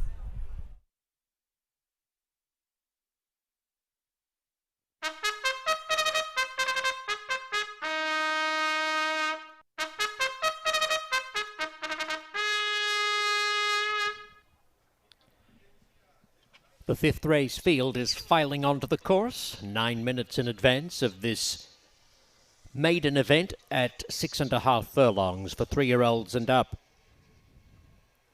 Number 8, Ryu Mo, should be listed as a gelding. Scratch numbers 13 and 14. The race is named for GTX.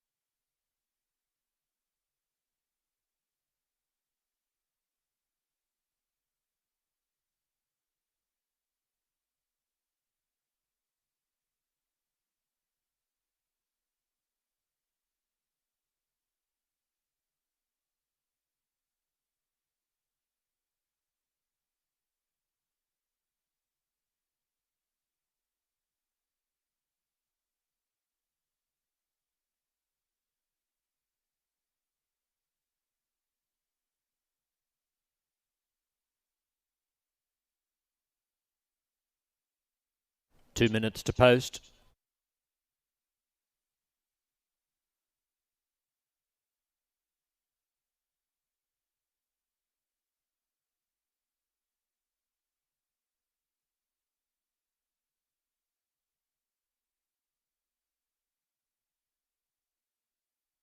Approaching the gate.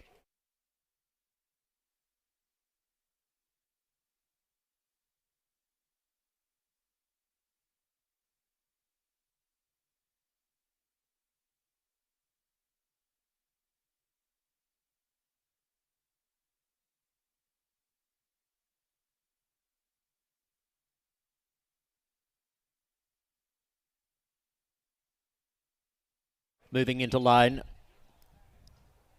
Ritual, or rather Ripped, comes up to the inside stall. City of Life and Urban Ruler,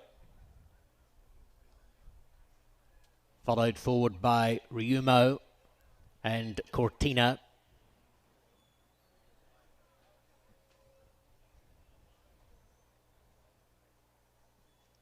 I'm Trouble, No Bill's Campaign. Galantini will be the next with Bright Skittle. 3 more to come forward. Atlal, drawn 1 from the outside, and the last pair will be Out of Pie and Ritual.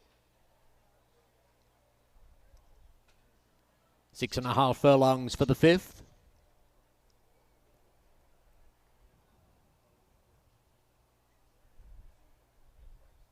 All in. Racing.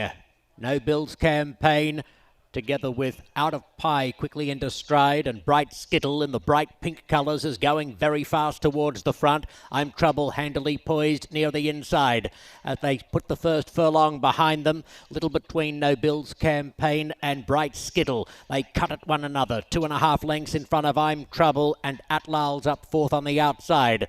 The next pair, Cortina, 5th along the inside of Ritual, a gap of 6 lengths to the rest. Galantini racing on the outside of Ripped, followed then by Urban Ruler with 3/8 of a mile to go, and Out of Pie is deep around that pair. A couple of lengths Ryumo, and City of Life at the tail of the field, reaching the top of the stretch, and it's Bright Skittle showing the way into the lane from No Bill's Campaign, and on the outside Atlal is poised, followed behind these horses by I'm Trouble, and then Cortina, who's pulling to the outside with Out of Pie. 3/16 left to go. And Atlal strikes the lead, kicks on willingly beneath Velasquez. At the elbow, it's Atlal spearing clear by 3 or 4 lengths from I'm Trouble, and out wider down the outside, coming on pretty well as Out of Pie. But Atlal takes it convincingly. Second, I'm Trouble. Urban Ruler snatched third, just in front of either Out of Pie or Cortina.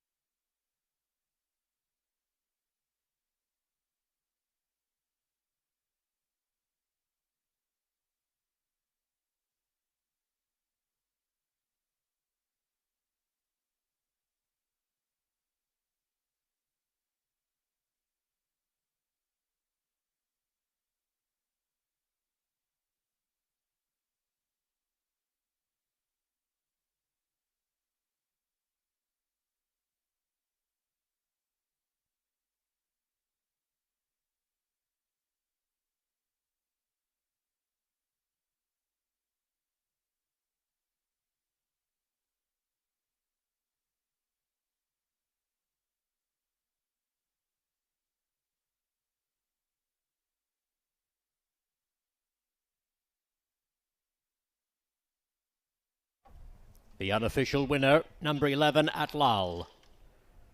Second, 4, I'm Trouble. Third goes to 2 Urban Ruler, photo fourth. The time 1:14.24.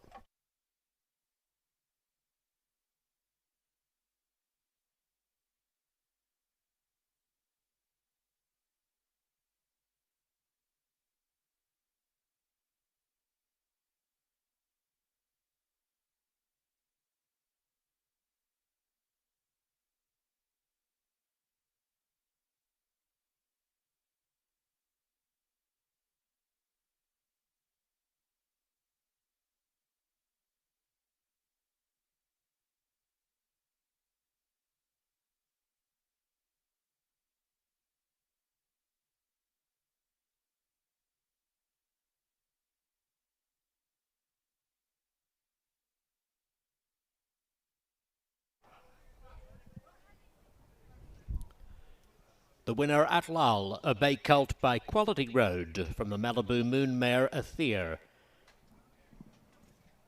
Bred in Kentucky and raced by Juddmonte, trained by Bill Mott, ridden by John Velasquez.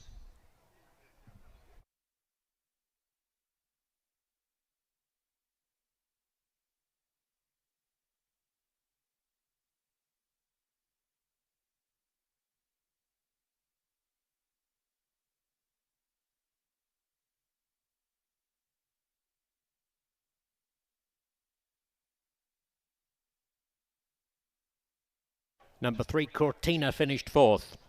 Fourth to number 3.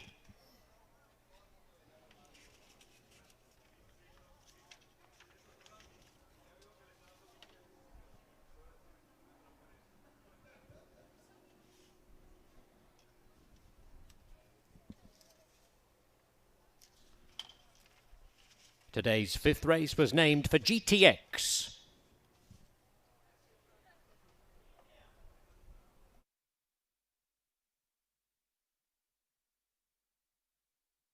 The result is official. Placings officially 11, 4, 2, 3. Reminding you, ladies and gentlemen, that all merchandise today is 50% off. Some terrific bargains to be found. 50% off all merchandise today at Kentucky Downs. The sixth race opens the $1 pick 6. 29 minutes to post. Scratch number 2. Nikki Nine Doors.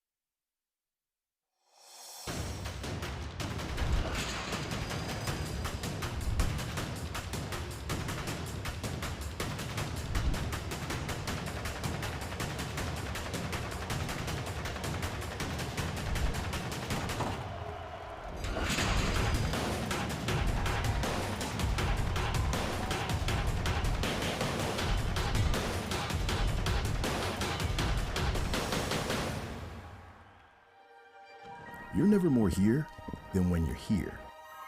Here is more than just a horse race.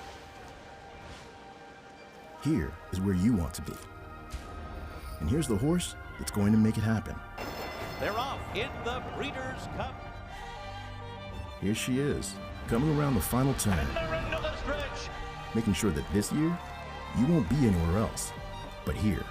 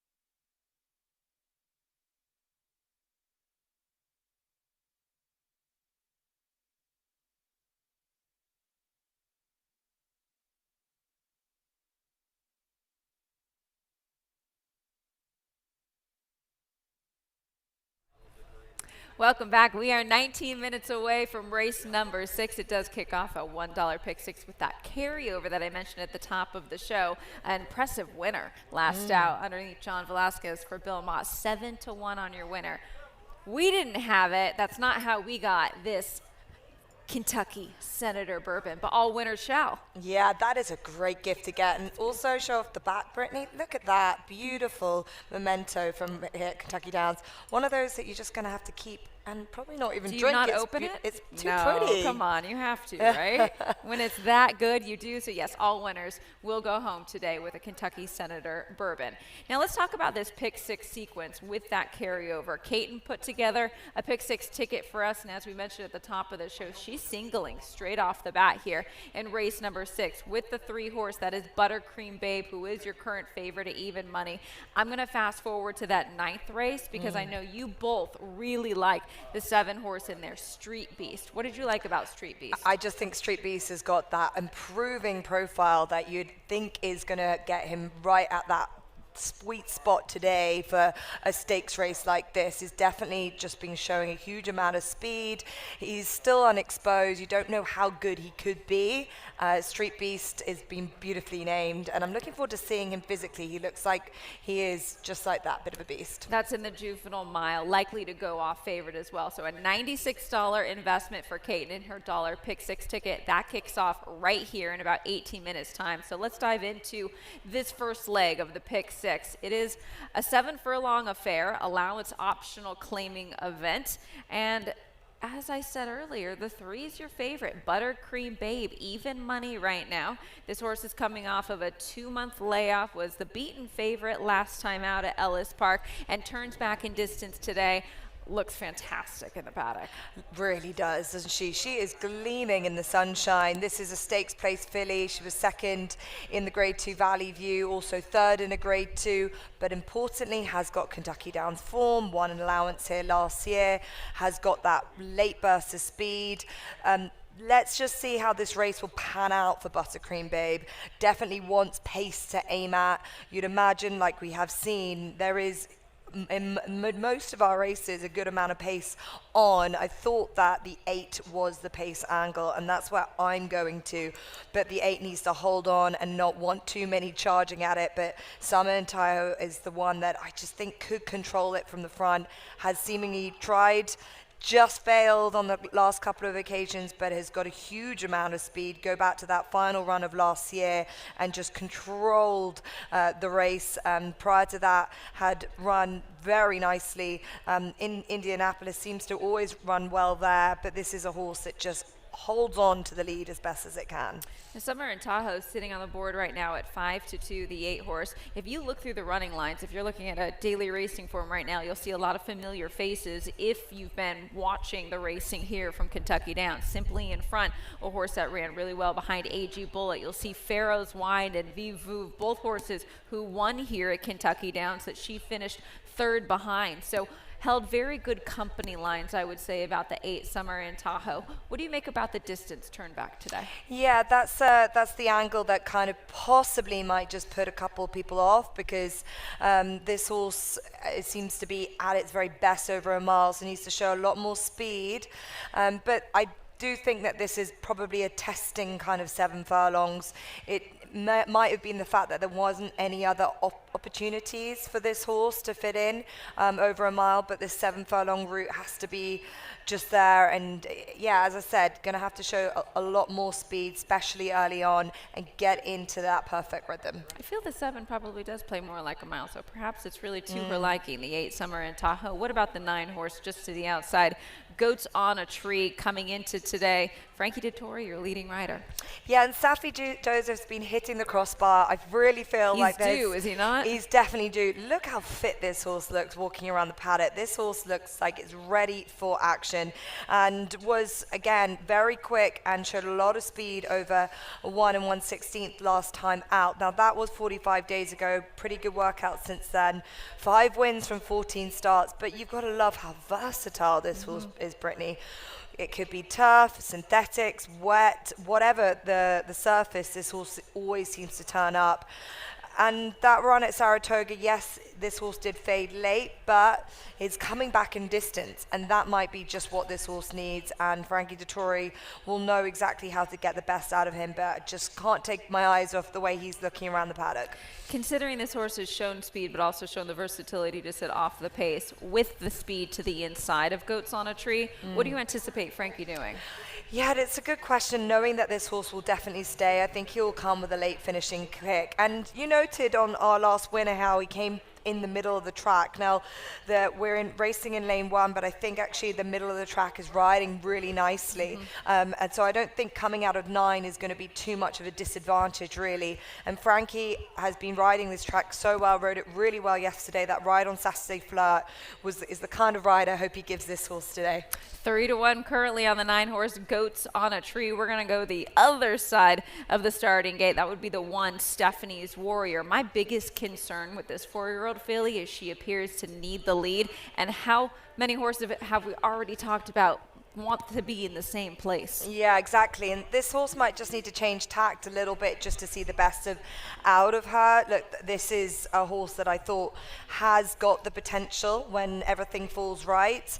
Again, it has been on the pace, and that's been kind of the making of her when she has been on the pace. She is a little bit inconsistent. I just wanted to play her in some of the exotics because I thought her form was very strong. The form from the last race with Miwa ahead of her looks pretty good.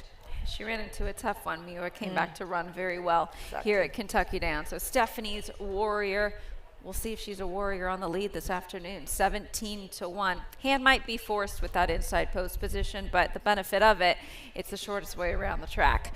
Outside of that runner, because we do have a scratch of the 2, Nikki Nine Doors, I thought a pretty significant scratch in terms of contenders within this field. The 7-horse, Reagan's Flame, is getting some attention for Lindsay Schultz.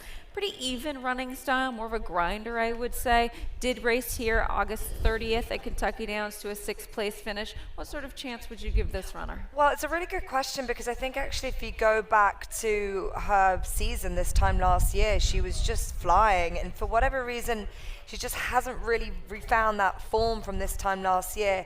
She could be the type, and I do have this with fillies. You know, you're talking about your hunch with first-time geldings. I have a hunch with fillies that sometimes they just come into their own at particular times of the year. Right. It could be that this kind of period coming into the fall is when she kind of sort of woke up a little bit last year. She was a winner at Ellis in August, and then she kind of dipped in and out, but her last couple of runs back in November time, she seemed to come alive a little bit again. They haven't run her too much this year, only the 3 runs. Maybe they're setting her up for a later campaign, and potentially she might just be refining her form after I thought what was a good enough stick at Kentucky Downs at this track just 8 days ago, but she just needs to come forward a little bit more than that. I want to see some more fight from her. 11 minutes until post time for race number 6. It kicks off the dollar pick 6 sequence. Do you mind if I fast forward a touch so we could talk about a few more races within that pick 6 sequence? Yeah, let's go for it. Well, let's look forward to race number 7 because that is a maiden special weight event with quite a few first-time starters, lightly raced runners, so maybe difficult to pair through. Give us your top pick in race 7. I'm a bit of a sucker for a Wesley Ward first time out. It is a gelding, first time running the 8, Wonder Mist, but has showed good workouts, a son of Candy Ride. It'll be great to see this horse in the paddock, but looks like it naturally will be pretty fast. I put that 8 up on top. I've also put 2 High Honors at a big price, mainly because I think in terms of the runners that have had starts, which is only a handful of them, there's only 5 of them that have had starts. This one posted a pretty good figure. You know, definitely needs to come forward from that. But Ben Curtis riding this racetrack really nicely. That looks like a good booking for a High Honors at a big price. But the 5th on debut, I thought was a decent enough effort. But I just have a feeling with that race that it's going to go for a debutante. I looked at the 7 Bluegrass Town. I can't look past some of Brendan Walsh's horses. I know it says he's 7% at the meeting, but I think they're showing up, really, is what you see with the in money. 4 seconds, 2/3. This horse is stretching out in distance and jumping onto the, I said stretching to from 5 to 6.5, I should say. Stepping onto the turf course shouldn't be an issue for the Speightstown. That's one I would have to include in my pick 6 ticket. Oh yeah, I certainly agree with you. And look, that horse was 3rd on dirt at Indiana. was always on the pace. And as you say, Brennan Walsh, especially with second time starters. And I think the turf angle should suit based on the pedigree. I've got no problem with that. So Bluegrass Town, definitely one to play. We've had, I think, is it 5, even 6 2-year-old races today? It's Juvenile Day. I love it. It is Juvenile Day. We do have those big races coming up later, the Untapable and the Juvenile Mile, both with $1 million on the line. Jockeys just got the leg up for our 6th race. Remind us one more time of your top 4.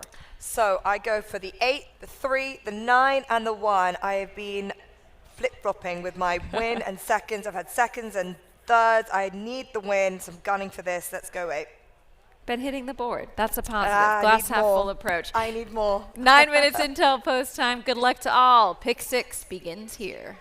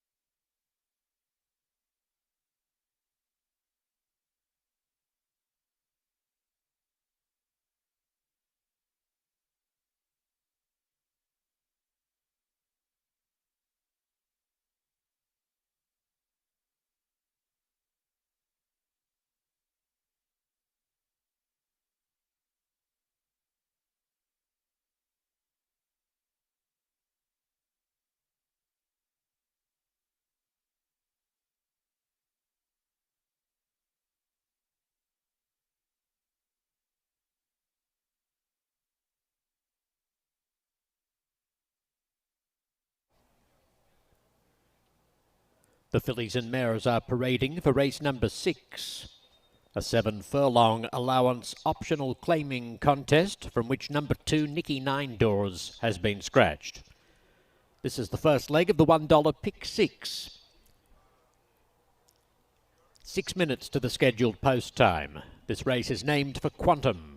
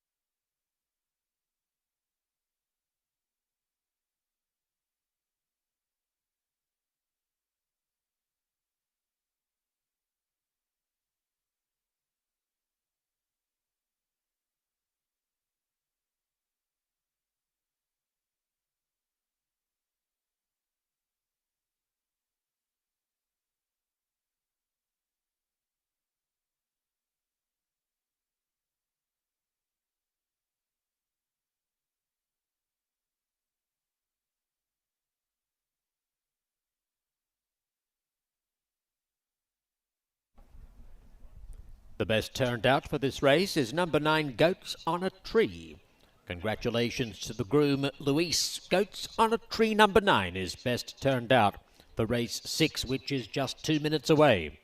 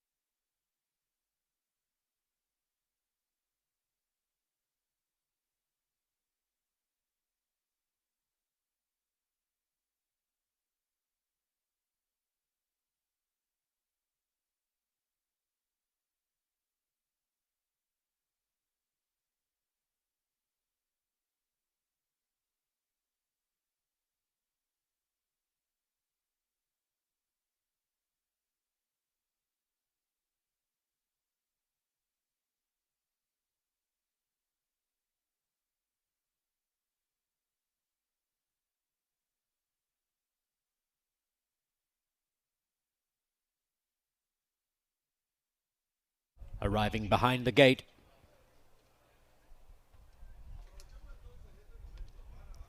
and the loading process commences with Stephanie's Warrior and Floating Beauty, followed forward by Reagan's Flame and Buttercream Babe. Mercil's first and Summer in Tahoe loading simultaneously. All About Alice will be the second last, and Goats on a Tree to complete the line. 7 furlongs for this optional claimer. All in, set to go. Racing. Buttercream Babe was the last to vacate the premises. Reagan's Flame and Summer in Tahoe begin sharply from Mercil's first and Stephanie's Warrior the inside. Buttercream Babe improving quickly between horses. Wider out Floating Beauty, and even deeper Goats on a Tree is on a forward move as they charge down the hill toward the 5/8 pole. All About Alice last of all. Summer in Tahoe just in front of Mercil's first. They're a length and a half in front of Reagan's Flame, who's followed closely by Goats on a Tree. 2 lengths to Floating Beauty, running 5th, 5 off the pace. Buttercream Babe is 3 wide in the second half of the field. Stephanie's Warrior back along the inside on a quick 3.5 furlong cutback, has 6 lengths to make up, and All About Alice is 5 lengths behind the second last horse. At the top of the stretch, and Summer in Tahoe proving a slippery customer. Spins for home by 3 lengths, kicking nicely clear at this juncture from Reagan's Flame, and here's Goats on a Tree coming on fairly. Buttercream Babe likewise. Now a left-handed whip is produced by Leperou on Summer in Tahoe. Reagan's Flame is bearing down on Summer in Tahoe. Summer in Tahoe from Reagan's Flame. A 16th left to go, and Summer in Tahoe fighting gallantly, holding on to the lead from Reagan's Flame. Summer in Tahoe wins at a half length to Reagan's Flame. 6 lengths to Stephanie's Warrior and Buttercream Babe.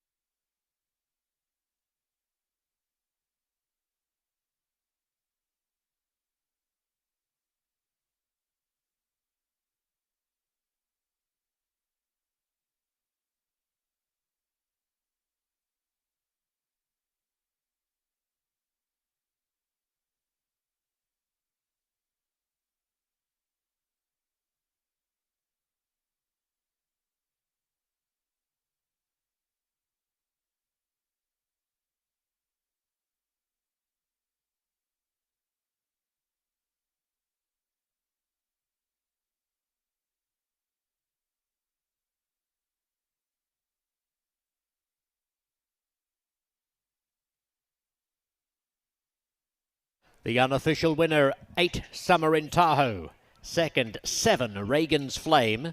Photo third, the time 1:21.11.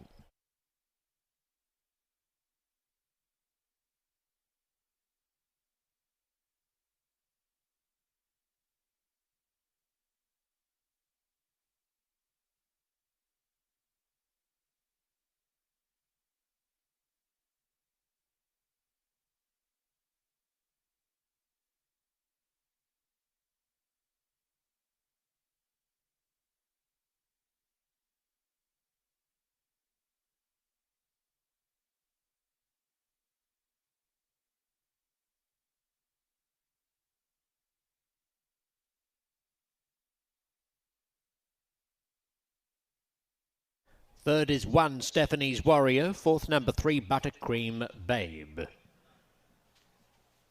Summer in Tahoe, winning race number 6. A 4-year-old grey filly by Tappet from the Pioneer of the Nile mare Toss Up. She was bred in Kentucky by the Tappet Syndicate and Fred Hertrick III. Summer in Tahoe is owned by Tier Racing. Michael Ann Ewing is the winning trainer. Julien Leperoux the winning rider.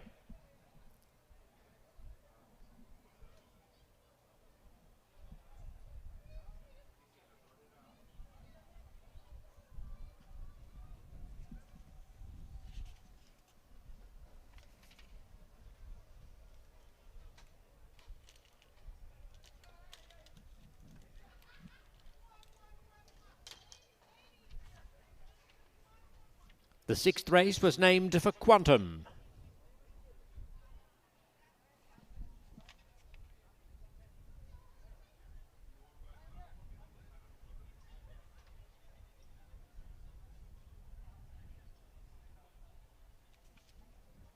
Placings officially 8-7-1-3, result official.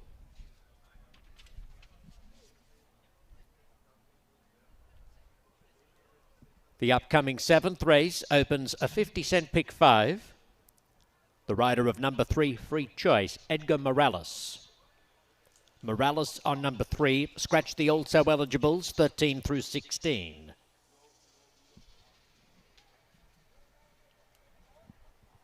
"27 minutes to post.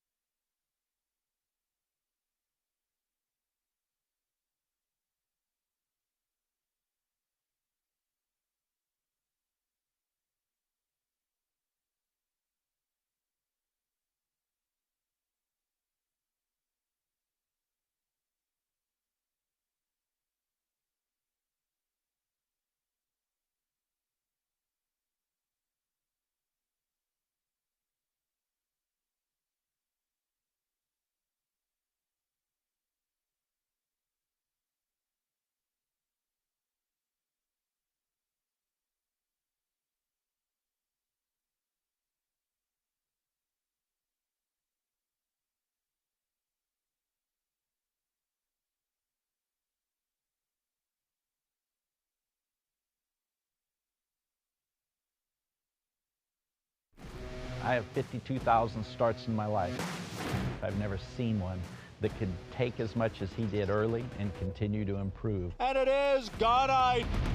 He's strong, he's attractive. And he's going to win the hopeful. He's extremely smooth and fluid. Gunite is a tough customer here as they come on for the finish. How sound he is. Gunite got the jump. Consistent mentally, physically. He will defeat Elite Power in the Forgo. Complete package.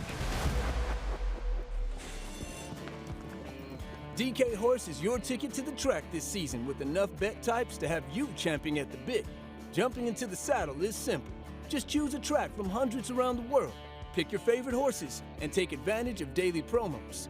Plus, this great offer. Then you can watch the races right on DK Horse, so you won't miss a second with America's #1 downloaded horse betting app. Giddy up. The crown is yours. Experience it all in one place at the Mint Gaming Hall, Kentucky Downs. Enjoy a night out and exquisite dining at Iron Steakhouse. Sip crafted cocktails while enjoying live music at Midnight Bourbon. Keep the fun going with the latest games and live entertainment, or make it a sleepover and stay at our all-suite hotel. Looking to host an event? Check out our versatile spaces, all just 30 minutes from downtown Nashville. The Mint Gaming Hall, Kentucky Downs. Winning just got closer.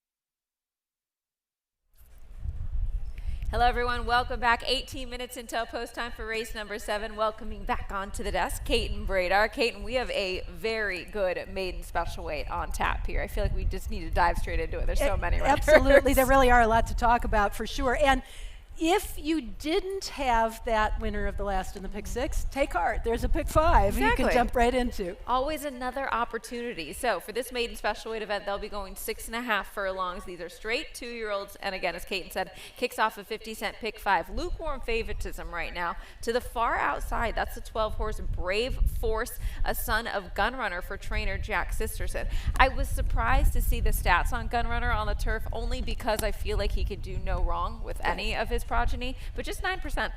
Yeah, and I would say here at Kentucky Downs even less. I just think probably dirt and precocity are the two things that he instills in his offspring, as well as consistency and brilliance. So doesn't mean a horse can't be good on the turf that's by Gunrunner. We saw Mercante, who was one of the top turf horses in the country, competed yesterday. He definitely is talented on the turf, and he's by Gunrunner. So it can happen. It can definitely happen. And Jack Sisterson can strike with a first-time starter. So what do you think it is that the public is seeing right now? Again, lukewarm favoritism. I mean, the family is there. You and I were chatting about Brave Force being a half to Solo Volante. Yes. And so there is some class there in the pedigree and some ability. Brave Force also shows some fast works in the morning. For what it's worth, Gunrunner is by Candy Ride, and Candy Ride, of course, is the sire of Twirling Candy, who is one of the top sires here at Kentucky Downs and Unturf. So, you know, you're going to see a few that come through that have ability on the grass. Brave Force also draws Johnny Velasquez, who maybe hasn't had as many mounts here riding at Saratoga prior to joining us here at this meet, but we saw him in the winner's circle. He's a Hall of Famer, and I think that is going to attract some attention from the bettors as well. Brave Force is one of several, but in this type of a race that is so competitive, I actually think you're going to see favoritism change several times. It already has. The 12 started as favorite. When you look at the multi-race wagers like the daily doubles, the pick threes, the 4, 7, and 8 are the horses that overwhelmingly pay the lowest payoff. So in all likelihood, I think you're going to see the price come down. We're already seeing it on the 7, who has now gone from 5 to 1 to 7 to 2. The son of Speightstown stepping onto the turf for the first time after debuting at Horseshoe, Indianapolis. The third place finish that day. Speightstown about 14% with his turf runners. Bluegrass Town, your slight favorite, just a touch more money. There is a good look at the 12 we were just speaking of. Brave Force, the son of Gunrunner. How do you make, out of the shadows? How do you make? I mean, he's a handsome horse, He for is a sure. handsome And horse. he also has a nice big frame. Looks like he would have a big stride, powerful hindquarters, a very nice shoulder. So you can see where some of those speedy works are coming from in the morning. He's doing it at a training center, but I think the times are pretty respectable, and he's doing it better than anybody else at the training centers as well. So Brave Force, nothing I don't like about him physically in the paddock right now. He's getting a little skittish, though, so keep an eye on that one. The 4, Chasing Freedom, 7 to 1 currently. When you talk about sharp works, this horse has quite a few bullets underneath his belt coming into today. He was flashy when he came in. He has a little spunk. We're going to see how he handles everything since he's a first-time starter. But he's by constitution, out of an Into Mischief mare. He definitely could be an early developer. He shows fast works at Ellis Park, has been working right along, and I like this family just across the board. It's a very solid, very nice pedigree, homebred for Twin Creeks Racing. He was well balanced. He's a strong, really attractive looking individual. And the fact that he was able to get out of the gate in August 25th with the best of the morning workout at Ellis tells me that we might see something more, some speed perhaps from him out of the gate. If he takes to this course, you get Irad Ortiz looking for another win. I feel like he has personality. I like Chasing Freedom a lot. He was flashy. He looks kind of bored. It looks as if he would like to get out there on the walking ring and just get on with it. The 4 right now sitting on the board at 7 to 1. But pay attention to what Caitlin was saying earlier about those daily doubles and will pays, where if that price does in fact drop as we get closer to post time. Okay, the 2 horse here, High Honor's an intriguing one at 9 to 1. You can see the pink nose band. We'll get an extra furlong to work with today. So he didn't get out of the gate at all in his debut, and I thought ran respectably. It wasn't anything to write home about, but he also didn't give up, given that he gave up so much at the beginning. If he breaks out of the gate a little bit more, he's going to be right with the pack.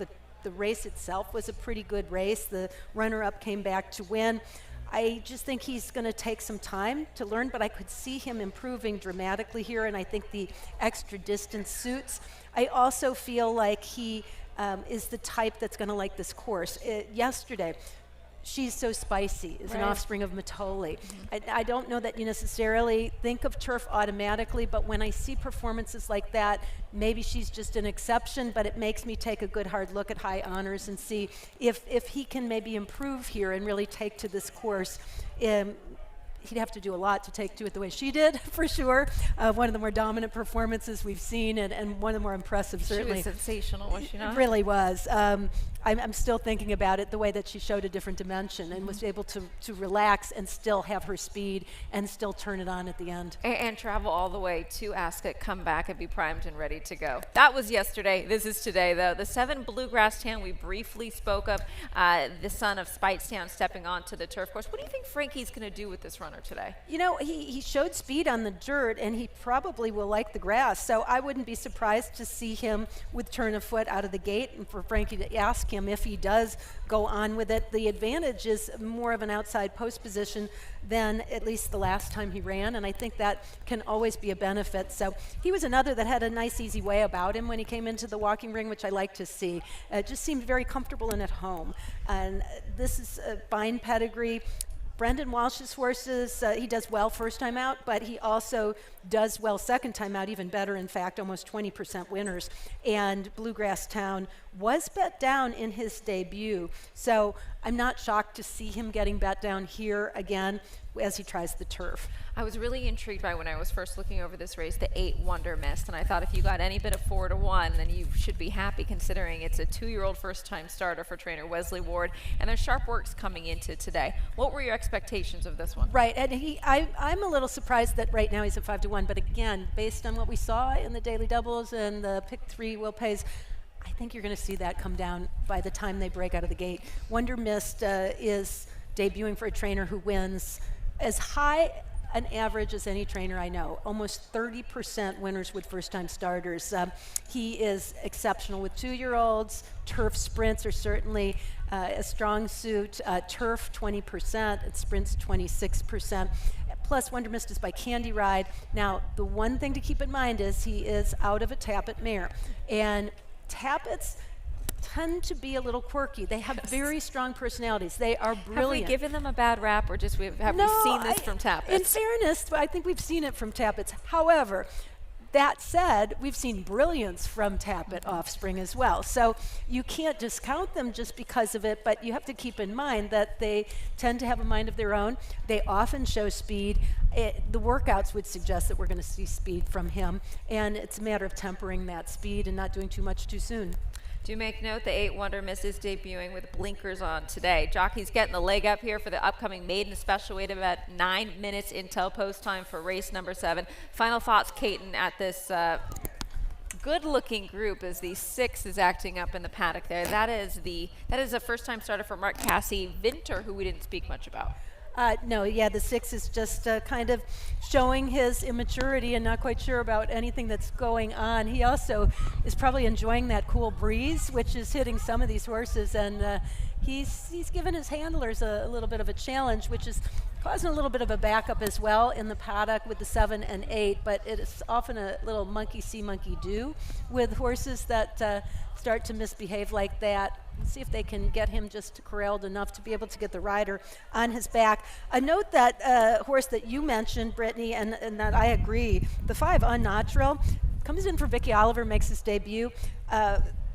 Don't think of Vicky Oliver's horses as winning first out, but that said, he's a beautiful colt. Just made a really striking appearance, and he is trained well at Keeneland. And I have to say, with the other horses acting up, or at least the 6 who has now calmed down since Jose Ortiz jumped aboard, no worse for wear, the 5 in reaction to that. Yeah, they've all kind of settled in right now. We'll see what they do when they get out there in the wide open space of the course. Let us settle in here. 8 minutes until post time for race number 7. Good luck.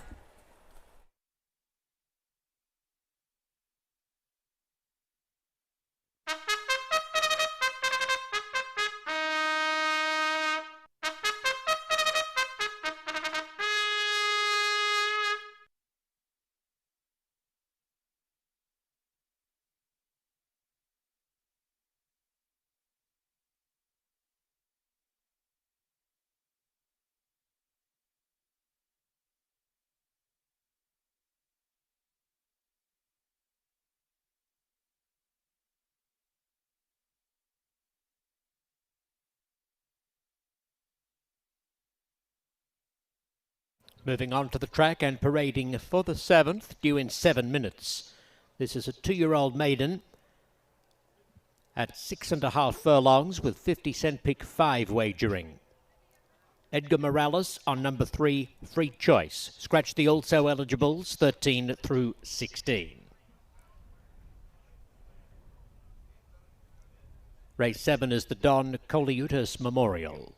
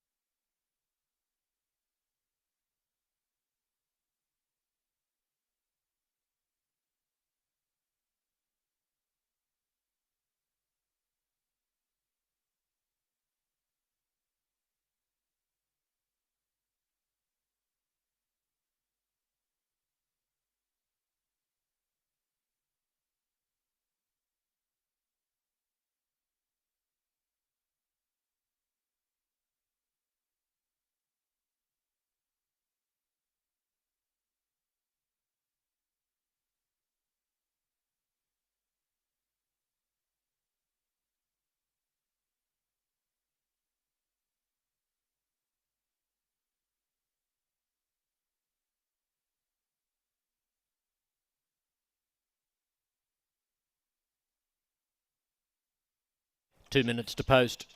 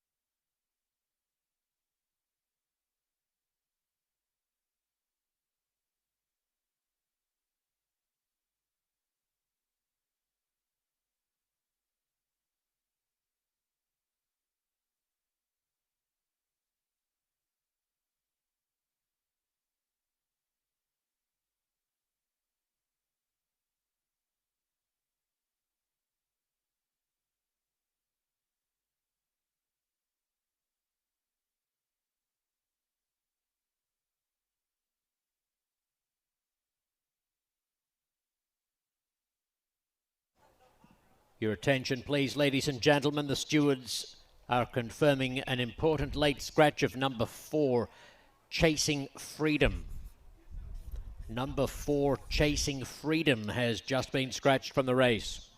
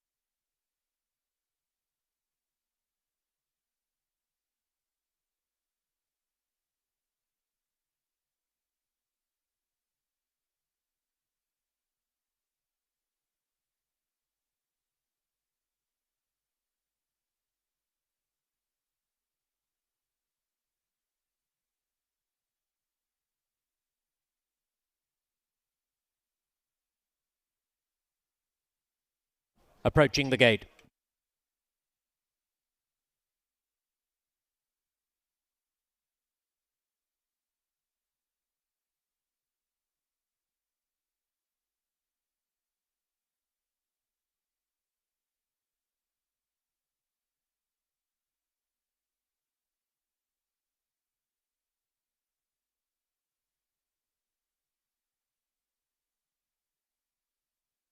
Coming up into line. Question answered to the inside stall. Bluegrass Town comes up, followed by High Honours and Wonder Mist.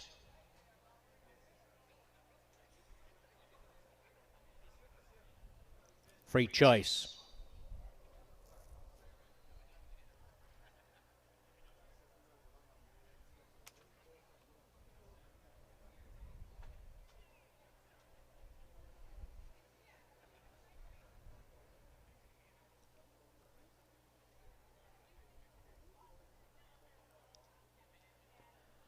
A delay with the loading of Wonder Mist.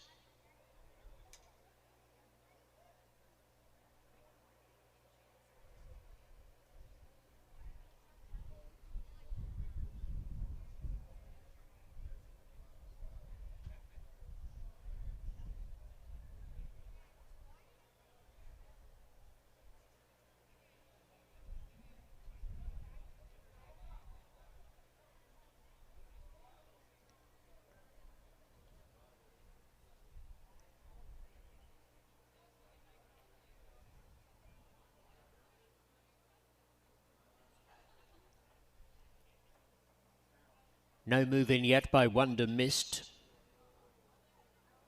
One of a half dozen first-time starters. That's after the late scratch of number 4, Chasing Freedom, who was also set to debut. Wonder Mist half into gate 8.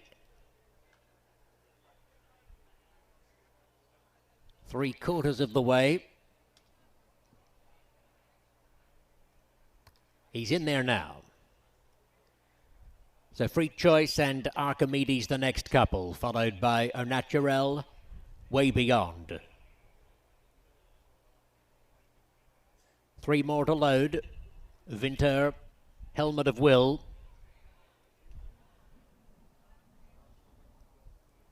And the favourite will take the outside stall, Brave Force, another of the newbies.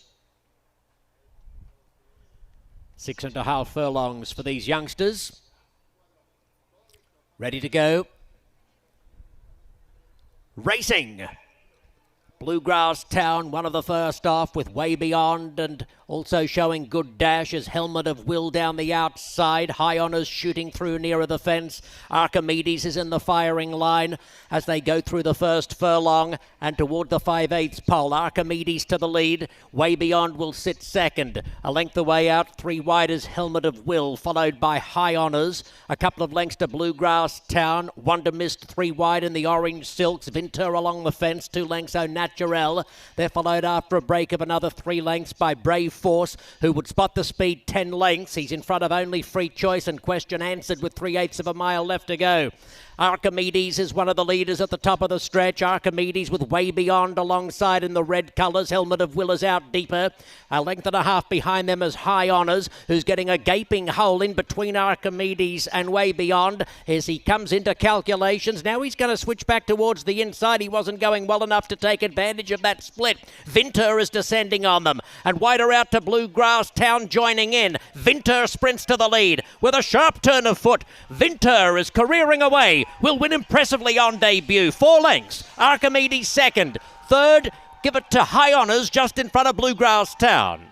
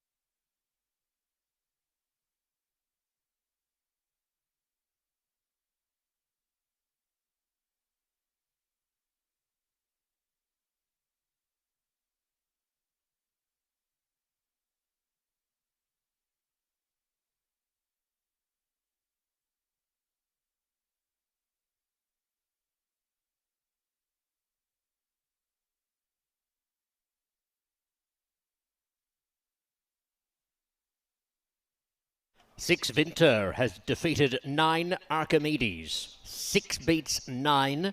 Show photo. The time 1:14.64.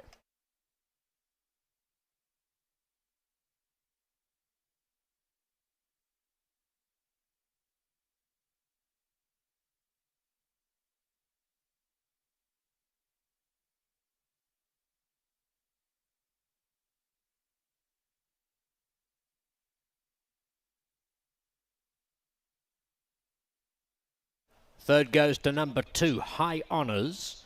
Fourth, 7, Bluegrass Town.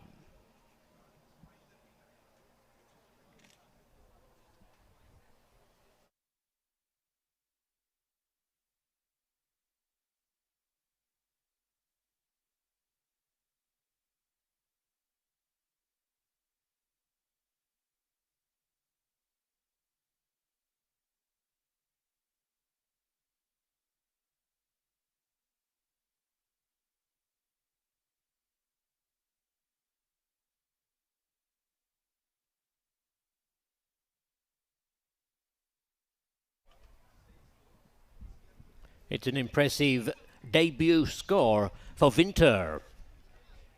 A chestnut colt by Violence from the Maria's Mondam Messanique.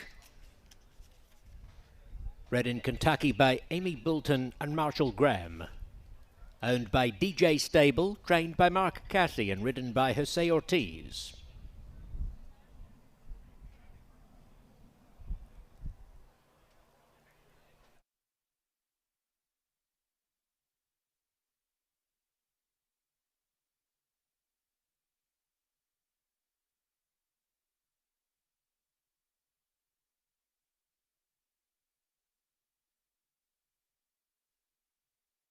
The result is official.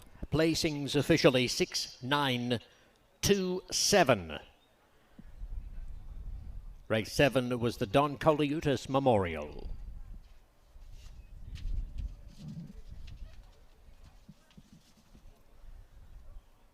In race 8, scratch number 11, Miss Goodbar. Number 11 comes out. 50-cent pick 4 wagering on the menu.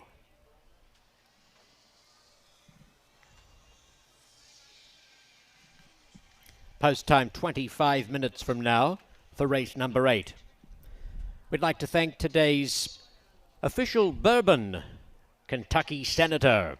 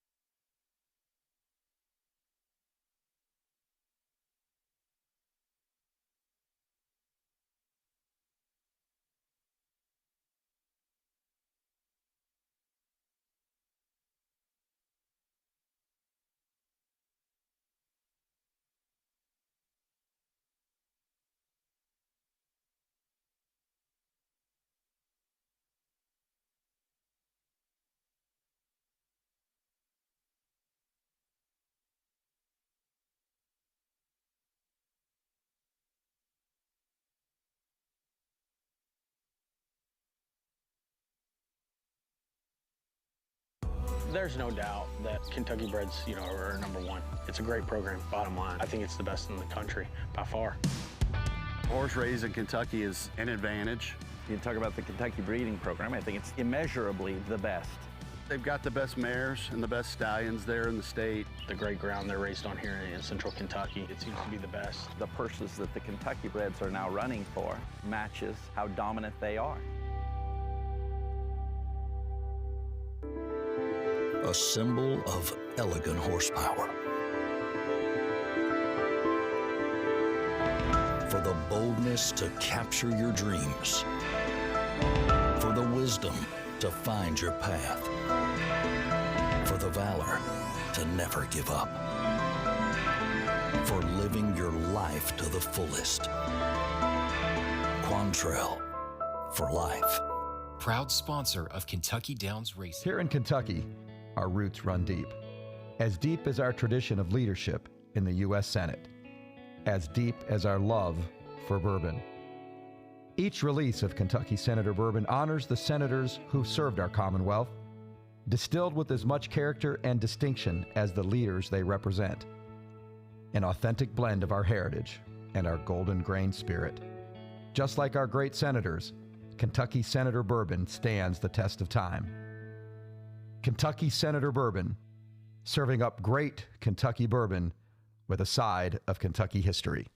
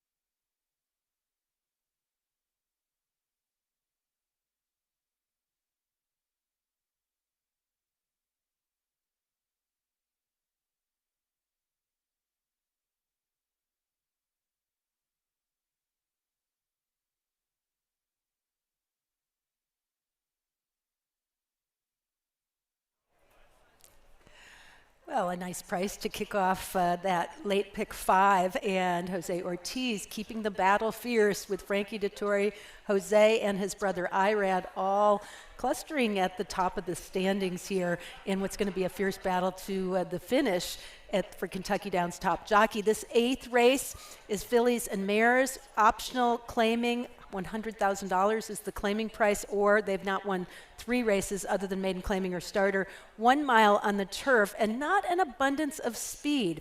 We'll start with the horse that was favored just a moment ago, and that was the 9, Bell of Rights, at 7-2. Daughter of Constitution is 3 for 9 on the turf, and she certainly has ability and a potent late kick. Also effective at the mile. 2 nice races under her belt, and this will be her 3rd off the layoff. But the question is whether the pace will come back in this particular situation. She's about as consistent as you can get, and Kentucky Downs all-time leading rider Brian Hernandez gets the call. So she fits with these, but I'm wondering if that price is probably going to float up or stay right where it is, maybe even get a little higher when all is said and done. But she has alternated with the 1 for favoritism. The 1 she's looking at lucky is currently the favorite. For what it's worth, in terms of doubles and pick 3 probable payoffs, the horse taking some money is the 6, Strikingly Spun, who still represents some value on the board at 8-1. I think you might see that price come down a little bit. But going back to the 1, my top selection in here on past performances, she's looking lucky, 3-1 current favorite, has run previously at Kentucky Downs. Last year in the 1 Dreamer, she was beaten just ahead, ran a very good gutsy effort at 1.70 miles, and I personally think she's a little bit better, a little bit handier at the mile. She's won at this distance before. She's, though, only a winner 1 time in 9 tries on the grass. She always gives good account of herself, so she's a consistent check getter. And she's also one of only 2 horses in this race who have good turn of foot out of the gate. We haven't seen that many gate-to-wire winners today, but I'm certain it can be done. And I think the 1, she's looking lucky, has the look of a horse who might be able to get the job done with Joel Rosario looking for another win on the day. Jess Stafford in the paddock, wondering what you might be seeing from the 1, she's looking lucky. Yeah, the 1 she's looking lucky has been taking a step around the paddock just behind me. She's a big, sizable type. She's a real unit, but as you say, she'll need to get into a rhythm and see how much she can be able to hold on out in front. We saw a winner that went gate to wire a couple of races back, which was showing that it can be done here because it has been really suiting the closers. But you did mention horse 6, Strikingly Spun, who's been taking a good bit of support, and she, like both of Joe Sharp's runners, are looking lovely in themselves, beautifully turned out, both platted, both similar actually, both chestnut mares. And 6 was the one that really just looked very proud of herself walking around the paddock today. And Joe Sharp has got the assistance of both Ortiz brothers, again a bit like our opening race, Caton, where we had a Joe Sharp exactor and a Ortiz exactor. Can this be done here? And it would be fitting if horse 2, Sabalenka, would win today after her namesake winning yet another US Open championship just yesterday. But Sabalenka, can she rock as good as the tennis star herself? I thought that she could do. Look, she's a proven Kentucky Downs horse, Caton, and this is a very strong combination. I just wonder what you think of her form coming into the race this year. Well, I definitely think she has the goods. She's got a great record at Kentucky Downs. She has consistently performed well here. She's 3 for 18 on the grass, and another one who's extremely consistent, always gives good account of herself. She needs a little bit of a pace setup, I think, because of her good late turn of foot and the fact that she's coming out of 1.16 miles. But the good news, she's coming from Saratoga and was only beaten a couple of lengths by Vive Veuve, who is a very solid competitor. Before that, she ran with Pharaoh's Wine, who won in stakes company here at Kentucky Downs. So I think the class is there for Sabalenka, much like her namesake. And I also think that she has the ability to do it. I just wonder if the pace is ideal. The 1 we mentioned, she's looking lucky, has speed. The only other speed in the race that I see early on is the 12 Windy Walk. Now, it can change. As you well know, you guess and you look at past performances to see how the pace is going to pan out, but then somebody takes to the course and just gets excited right out of the gate, and that whole scenario changes dramatically. So I don't know that I see too many other horses, though, that I think are capable of running early with the 1 and the 12, and that really could make it a lot easier for them. Maybe the wild card is the 10, whose name I'm not even going to attempt to pronounce, but who is taking a huge class drop and has at longer distances been able to sit relatively close. Yeah, should I give it a try? Creval Doro? Well, it definitely sounds better with an English accent, I will say that. Well, I agreed with you. I thought this horse had a bit of tactical speed. They've had strong allowance stakes run at Woodbine and at Colonial Down. Johnny V on board. I thought this horse could be live if the pace isn't too hard up in front. This one could try and roll forward. Look, it's just been a bit inconsistent for the profile, and maybe the Nassau run was a little bit too much of a step above. Coming back into the company last time out seemed to show herself on a pretty good disposition. I was just questioning with this trip. I didn't know if actually coming back in distance was the angle for her, but yeah, it was tricky, this one, I thought, Caton. But as you say, it's cold from a front running perspective. Can something go and steal it from the front? And one she's looking like he could just do that. Well, the 10 does have Lauren Robson taking over her training recently, and when she gets new horses in her barn, strikes at a 33% clip. Has a bit of a smaller stable, but has done some great work, particularly with turf horses. And I'm eager to see what the 10 does in this spot, but I agree with you from a pace standpoint coming out of those longer races. I'm wondering where she's going to sit here.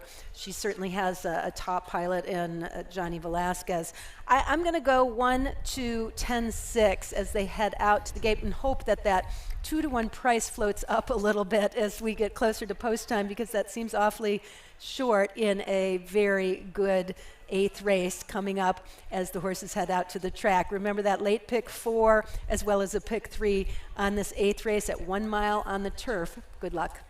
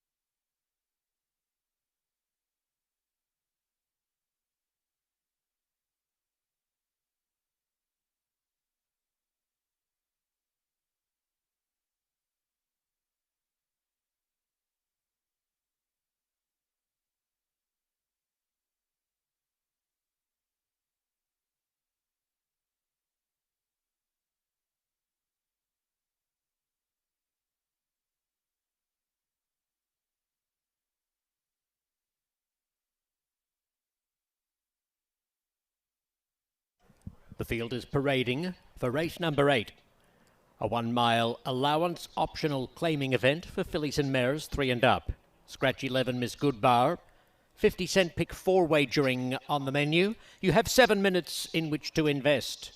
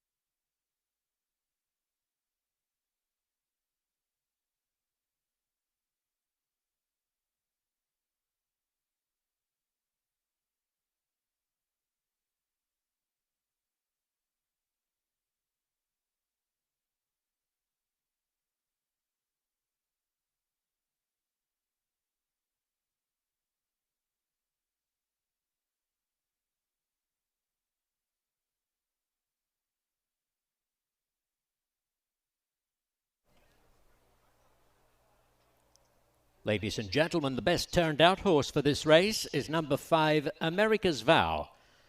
Congratulations to the groom, Elizabeth. America's Vow, number 5, wins best turned out for race 8, which is due in 2 minutes. They're approaching the gate.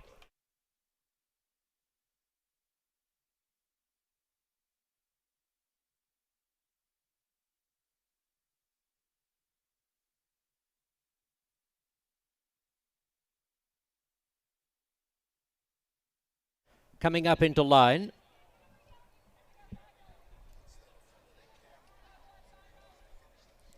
She's Looking Lucky. Strikingly spun. Sabalenka comes up. Maybe the horse can parlay the performance of the tennis player yesterday in the US Open Women's Final. Irish Kitten has joined the line. Bell of Rights, Sunbee ready. Watch This Birdie the next, followed by Creval Doro. And the last couple will be America's Vow with Windy Walk. 1 mile the distance for these 3-year-old fillies. All in, set to go. Racing. And a good level dispatch. Early pace coming from America's Vow. Bell of Rights is going fast down the outside with Creval Doro. Watch This Birdie and She's Looking Lucky, followed by the Great Chilled, who splits horses within a couple of lengths of the pace. Next is Strikingly Spun, in advance of Irish Kitten, Sabalenka, Windy Walk, and back at the tail is Sunbee as they top the hill and bend right-handed downhill. And America's Vow just leads from Bell of Rights.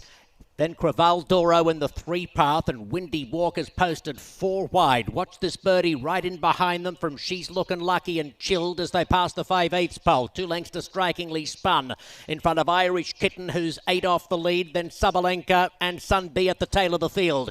A half-mile left to go. It's America's Vow on the inside, sharing the lead with Bell of Rights, Creval Doro. Windy Walk's been 4 wide from the outset. She's Looking Lucky is just in behind them in a bunched field. Watch This Birdie in striking range at the top of the stretch. At about 5/16 of a mile left to go. Bell of Rights, one of the leaders for home. Creval Doro and the black colours on the outside. And then America's Vow beginning to struggle. She's Looking Lucky along the inside. Windy Walk, the bright orange. Watch This Birdie is next, followed wide out by Strikingly Spun. Creval Doro's the leader, ducking back to the inside rail. Creval Doro kicking 2 in front, close to the wire. Creval Doro from Bell of Rights, and She's Looking Lucky. And Creval Doro lands the prize. She's Looking Lucky's in a photo for second with Bell of Rights, and then Strikingly Spun.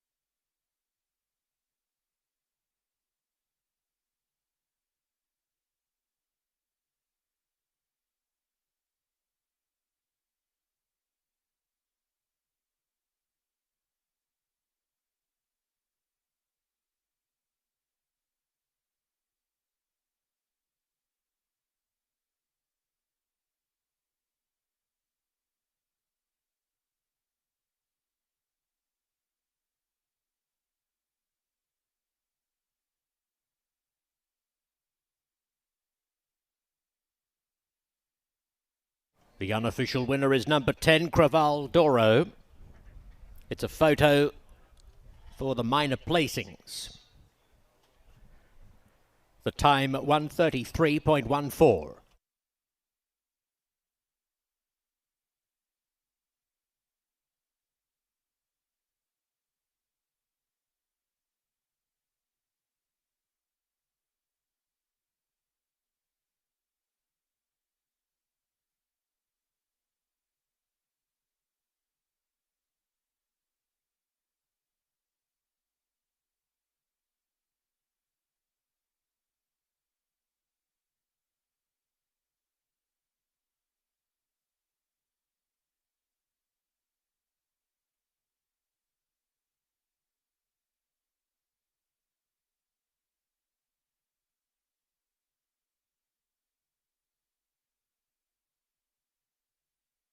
Second, 1, She's Looking Lucky. Third, 9, Bell of Rights. Fourth was 6, Strikingly Spun.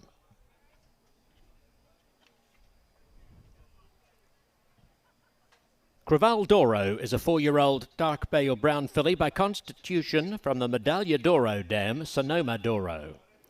Owned by Bowen Thoroughbred Racing, trained by Lauren Robson, ridden by John Velasquez. Creval Doro was bred in Kentucky by Sandra Sexton.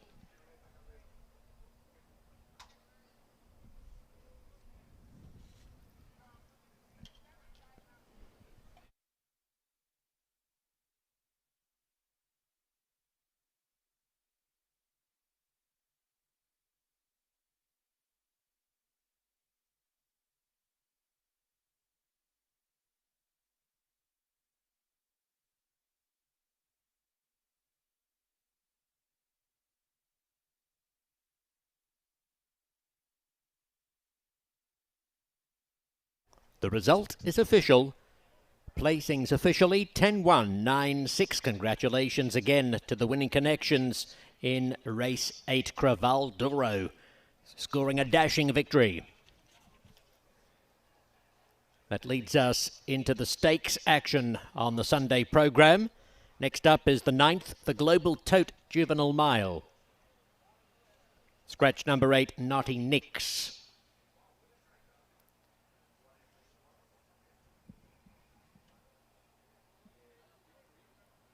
Reminder, ladies and gentlemen, all merchandise today is 50% off. A great bargain to be had. 50% off all merchandise today.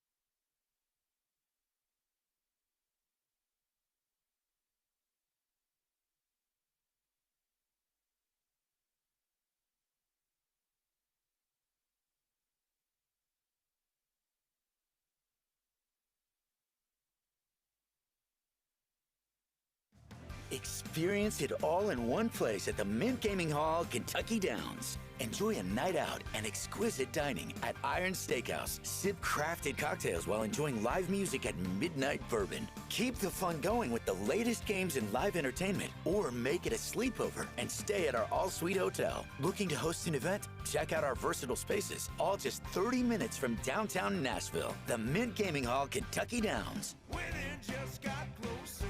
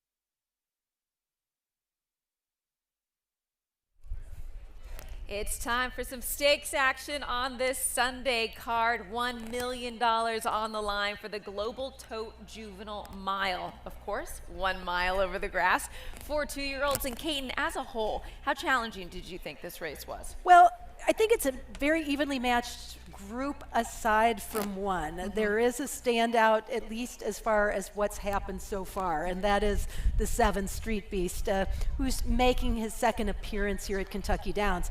He's already ahead of the pack in that not only has he won, and won in open company versus against maidens, but he did it here at Kentucky Downs. He did it on opening day and pretty easily made a very nice move at the leader, was right in the thick of it from the very beginning, and when he put that horse away, hung in there gamely to emerge 3/4 of a length the best, he kind of suggested with that effort that the mile or more distance anyway than 6.5 furlongs wasn't going to hurt him much. And he's certainly bred for it by street sense out of a Duke of Marmalade mare. So I think he is deserving of 6-5 favoritism and certainly my top pick here. But that's not to say that any one of these youngsters couldn't take big steps forward today. For Street Beast, I'm curious. We've seen other horses wheel back in a short amount of time. How would you compare a 2-year-old wheeling back in 10 days versus an older horse? Easier or more difficult? I actually think it can be easier, but it depends on the individual because they can get overly excited and it can be asking a lot to come back that quickly. But that said, because they are lightly raced and have done so little, I think it can be easier for them rather than working or getting back onto a regular workout routine. You just bring them back for a race. Let's get down to the paddock. Jess, how do you think the 7 Street Beast is handling things? Appears cool, calm, and collected. Yeah, they all are. I'm really taken aback by how relaxed a lot of these 2-year-olds are because, as we know, we've had a lot of 2-year-old races today and some have shown a good bit of greenness in the paddock and have got a little bit worked up, but I've really appreciated getting quite close to a few of them and seeing them being nice and relaxed and seemingly handling the occasion okay. And I might have the opportunity just to have a word with Patrick Biancone. Hello, lovely to see you. Thunder Zeus is not only a lovely looking horse, but he's a homebred as well, so you must have a lot of confidence in him coming into this race, stakes race, even though he's a maiden. Yeah, I mean, he was a bit unlucky last time. You know, the race was off the turf, and it's also don't like the kickback at all. When he got a kickback in a turn, he have to go 6 wide. Yeah. Still nearly won, and we was happy with that. And fortunately, he's not enough horses to fill up the race, and let us go in. And your statistics with going synthetic to turf are pretty high as well. You know what it takes. I don't know. I don't do statistics. And you must be really proud of your Bron. Seeing Lenny Lou winning yesterday must have given you such a buzz. Yeah, she's very good because, you know, we prepared for the Breeders' Cup, but it was a comeback race. I nearly come here, but with the rain, I was concerned maybe the track would be soft today. Yep. And anyway, she put the nose on the job, and she don't want to be beaten. Yeah, she definitely doesn't. Great to see you here, and best of luck with your lovely homebred Thunder Zeus. Great to see Patrick Biancone here after that great success of their star Lenny Lou. And as I said, looking like a nice prospect, and they think he was a bit unlucky, Caton, and could have won that maiden. So maybe he's going a little bit outside the realms of favoritism because of that, and should be in your selections. Well, he is definitely in my selections among the top 4 at least, and moving up quickly after getting a look at him because he seems to have shipped and been very happy and content. Also a very racy looking individual by Caravaggio, who I love on this turf course. That debut effort I think was better than it appears because it looks like a loss, but at the same time I thought he showed a lot. I really like the distance here. I like the grass as well. Going synthetic to grass has yielded a winner earlier today. So I think it's a good foundation and stepping stone to move up here. The biggest thing I would say is that Patrick Biancone is 24% first time on the turf, and with 2-year-olds overall, 26%. And we have over time seen the incredible work he's done with young horses. These are very high percentages. So 0 win on Thunder Zeus. However, you might want to play at 8-1. You're getting a good price right now. All right, some other runners within the field. The 3 is JJ Gray for Kenny McPeak. He's already had some winners at the meeting. So in terms of facing winners for the first time today, what sort of chances do you give this son of Street Boss? I like him a lot, and I think the bettors must be with me because I am very surprised to see him 7-2 for a horse who comes out of Colonial Downs, which we have seen winners, but not as many as some of the other circuits, Saratoga or Ellis Park. He won easily, but he won in what would be considered a much easier race than what some of the others are coming out of. Still, he was well regarded going into it as the favorite. He did what he was asked to do. He was professional in the effort. Kenny is 18% with horses coming back with this amount of time in between races. I think he's had plenty of time to recover. He's also 19% with horses that won their previous start, and I think that is a pretty significant statistic. Brian Hernandez teams up with Kenny, and I like what I'm seeing from him as well. He was actually kind of excited when he came into the paddock, and then he just like settled right in like an old horse, as if he's been here many times, and I love to see that. Acting like he's walked the walk before. That is the 3, JJ Gray is 7-2 currently. Jess, I want to touch on your second selection here, Awesome Connection. First out for the Chris Davis barn. What have you seen from this young runner? Yeah, Awesome Connection obviously won debut, and this was a horse that won on the second start, and I thought this looked like a horse going places. Very interesting now, coming up in trip. I thought the pedigree was good for this, and you would imagine that this horse will be able to hold his own. Will he be the one that goes out and goes forward? I think that's the angle with him. That Woodbine Turf Maiden was done in a very high figure. He really dug in late. He showed a lot of determination that day. I just like his attitude. Potentially he's got a little bit more professionalism at this early stage in his career than some of the others who are still learning, and I just really like it when a horse improves like that from first to second start, and we already know that he is taken to turf. So the one was a real eye catcher for me, but it's really hard to stay away from this Street Beast. Street Beast is 7, still your favorite at 7-5. Jockeys get the leg up. Just one last horse I want to ask you about here, Kate, in the 2 Saborio. 10-day turnaround. You can't overlook anything Jose is sending out. Well, I mean, his barn has fired on all cylinders with every horse that's come out. I think I liked the performance of Saborio last time out. I thought he maybe was forced into making a bit of an earlier move than was absolutely ideal, but still, given how young he is, he ran a huge second to his credit at almost 8-1 odds.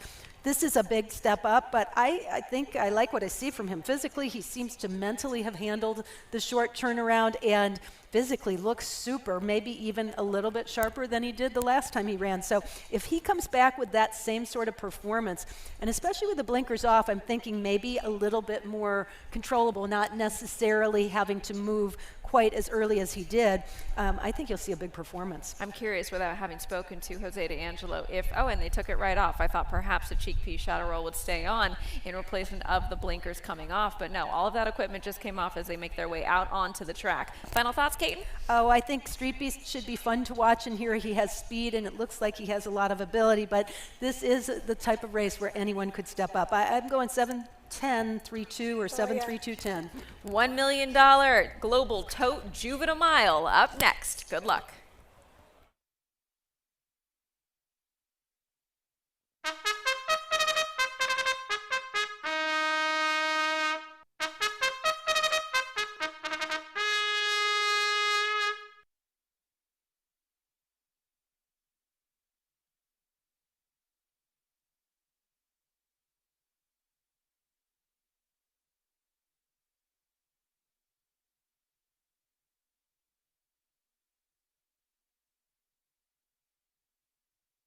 Moving on to the course for the 9th, the $1 million Global Tote Juvenile Mile. Scratch number 8, Naughty Nicks.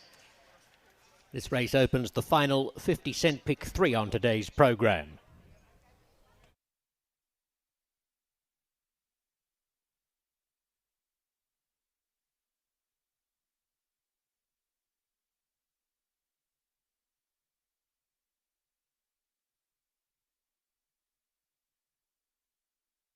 The post parade is led by number 1, Awesome Connection, trained by Christopher Davis and ridden by Jose Ortiz.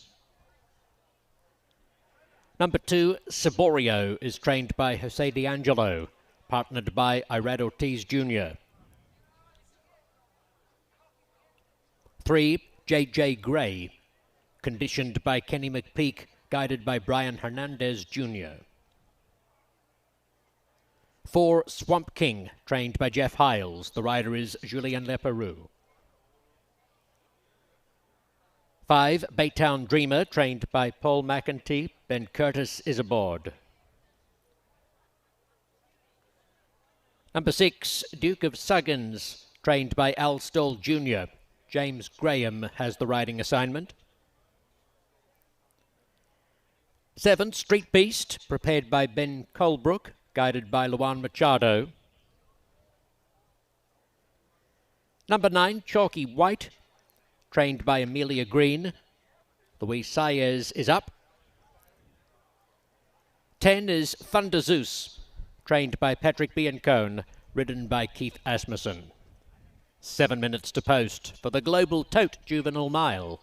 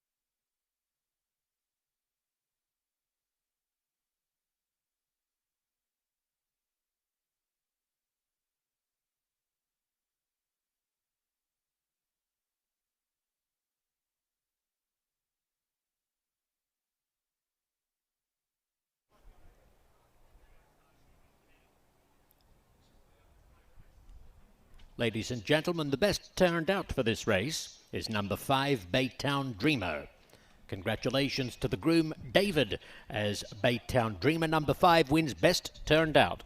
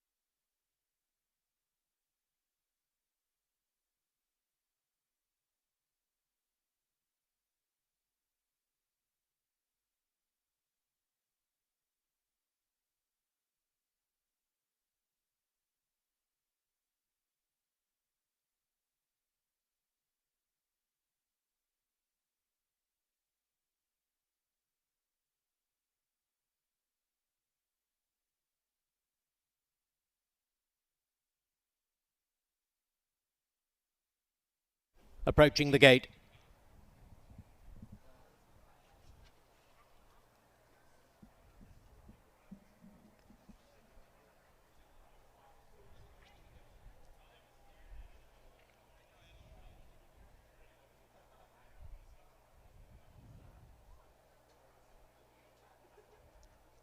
Coming up into line, Awesome Connection and Baytown Dreamer will be the first two.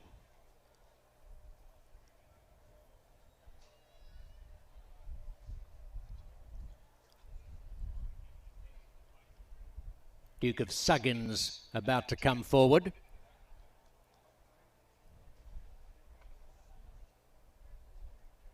Saborio, followed in by Street Beast. JJ Gray.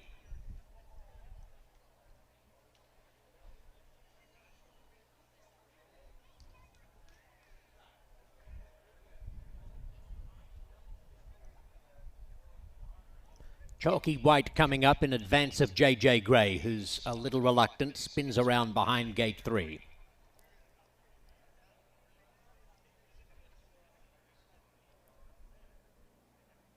Now JJ Gray goes in, leaving Swamp King and Thunder Zeus.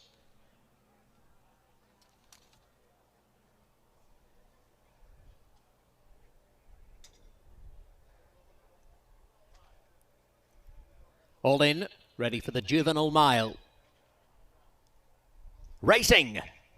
Street Beast is away best. He has his neck in front, taken on for the lead by Baytown Dreamer and Awesome Connection. And they're followed closely by Saborio and JJ Gray.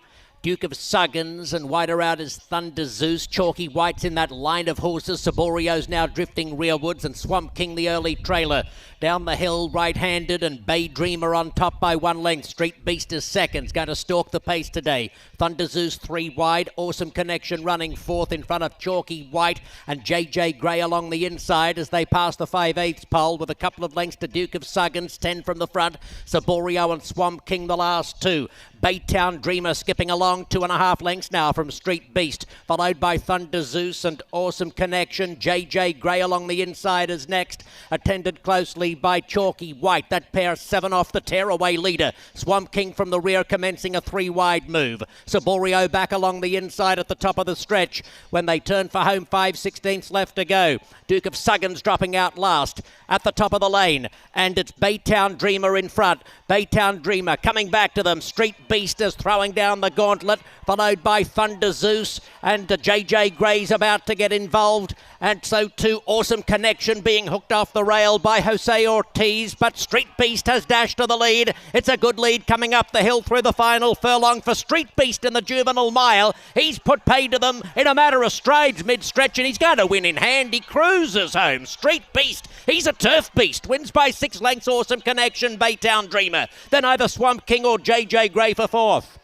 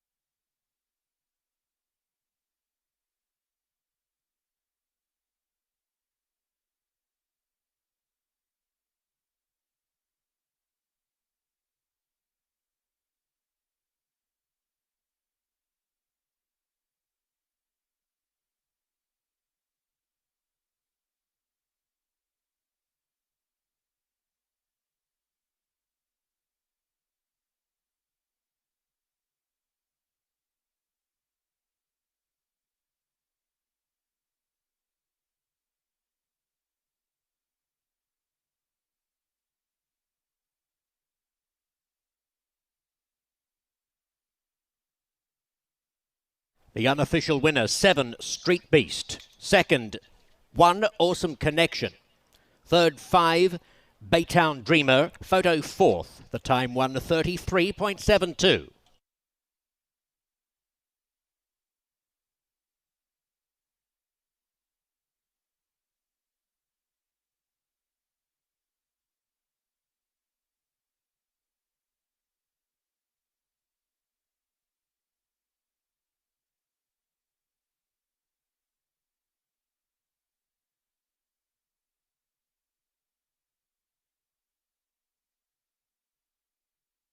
Fourth is 4 Swamp King, number 4 for the superfecta.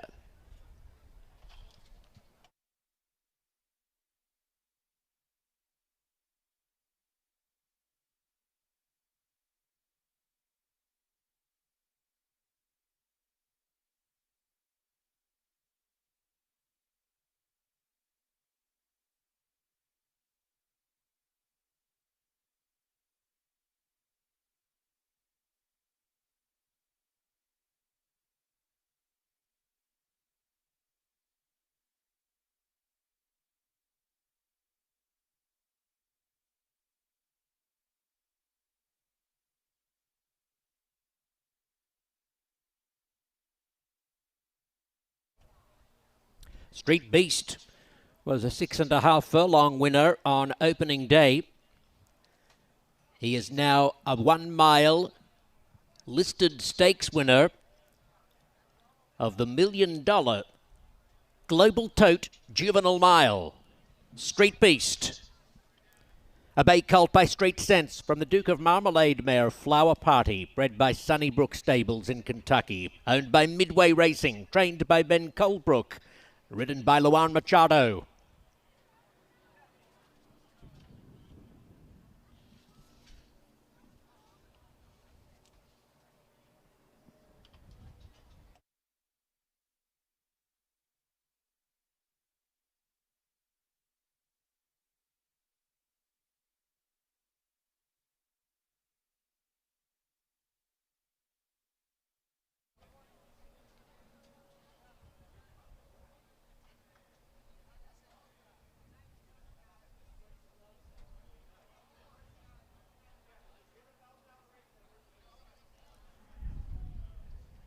Congratulations to the connections. Street Beast, a dominant winner of the Juvenile Mile for Midway Racing, and trainer Ben Colebrook. The result is official. Placings officially 7-1-5-4.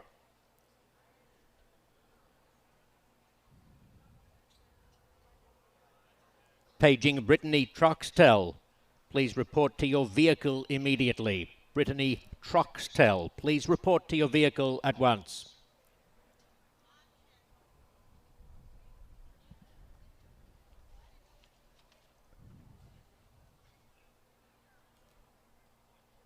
This afternoon's 10th race, the Untapable Stakes, opens the final double on the card.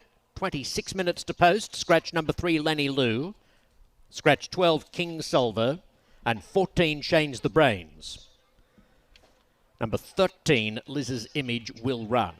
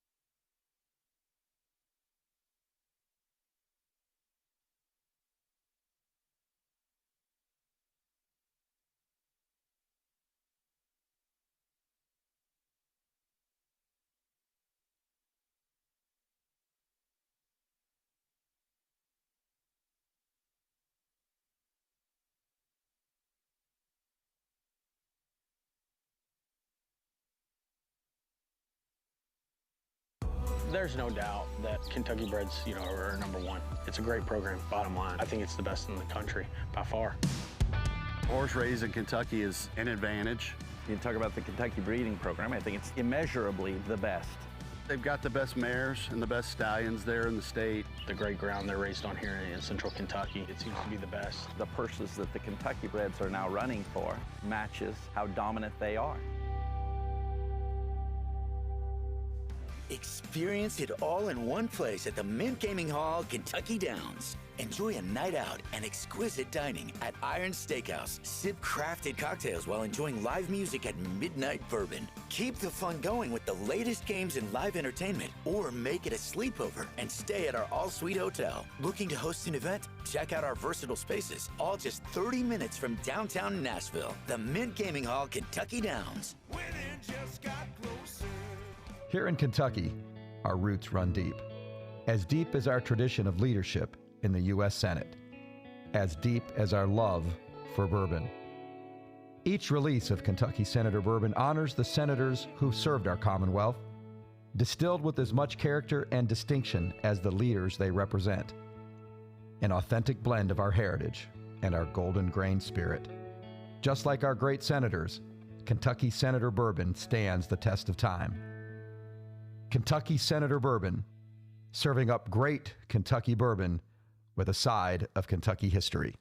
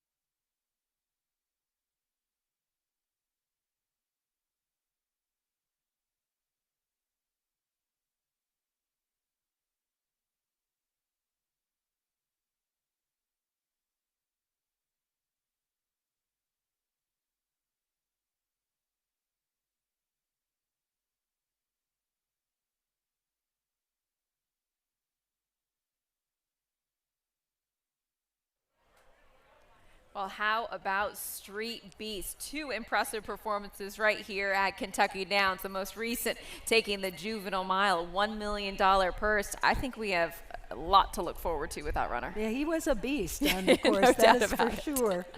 We look forward to another stake race it's the Untapable, one of my absolute favorite racehorses. Interesting though, we've got a name for her, and it's at the turf course here, but of course, Ron Witchell, owner. I loved Untapable as well, and I think we have some fillies that could show a lot of promise on a bigger stage going forward after today. Lenny Lou scratched out. We did hear from trainer Patrick B. in Cone. She ran yesterday victorious, and we'll be pointing towards the Breeders' Cup. So she's out of this race, and that ends up with favoritism on the 4. Snowface Princess 4. Winchell Thoroughbreds bought this horse for $775,000. Steve Asmussen takes over the training duties. She's looking for 3 in a row. I think this is the type of filly that definitely deserves to be favorite. There's no question. Given the scratch, she comes off back-to-back wins at Saratoga, the most recent of those, in the Bolton Landing, a stakes race, after which she was purchased for Winchell Thoroughbreds for quite a sum of money. She has the goods, for sure. She quickly advanced and stepped up. And in terms of speed figures, it was a giant step forward as well. She will have to face tougher company and also more distance here at 6.5 furlongs, but the way she ran at Saratoga suggests it won't be a problem, and certainly her pedigree suggests the same. I think she's the deserving favorite. If she wins, it will not shock me in the least. She's a lovely filly who's done an awful lot already. I just feel like there are some fillies who could take major steps forward, so this is the type of race where maybe you try and beat the favorite. They might provide you more value, like the 5, Quiet Street, who's being heavily bet 8-1. Of course, remember the scratch out of the race, the 3, Lenny Lou. 7-2 currently, Quiet Street. I think very impressive on debut and very mature.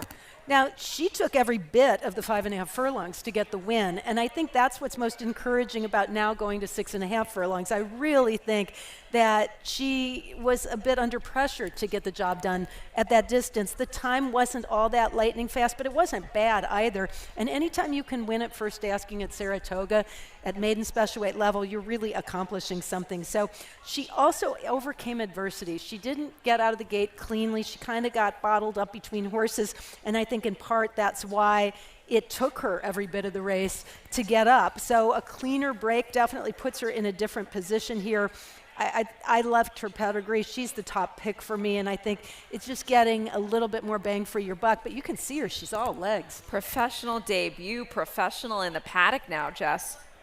Yeah, certainly, and I couldn't agree more with Caton, but I have to say the best of luck to Ron Winchell with horse number 4. That would be a very popular winner if she was to be successful, the favourite, who's looking well and up for it, very much on her toes. It's a busy paddock, and for some of these 2-year-olds who haven't faced as much activity before, they're just getting a little bit agitated, but nothing too much to be concerned about, but Ford just getting a little bit more on her tiptoes as we get closer to the post time. But 5, I would agree, Quiet Street is a horse that has got a lot going for her, doesn't she? Her debut winner at Saratoga was when she came flying from last.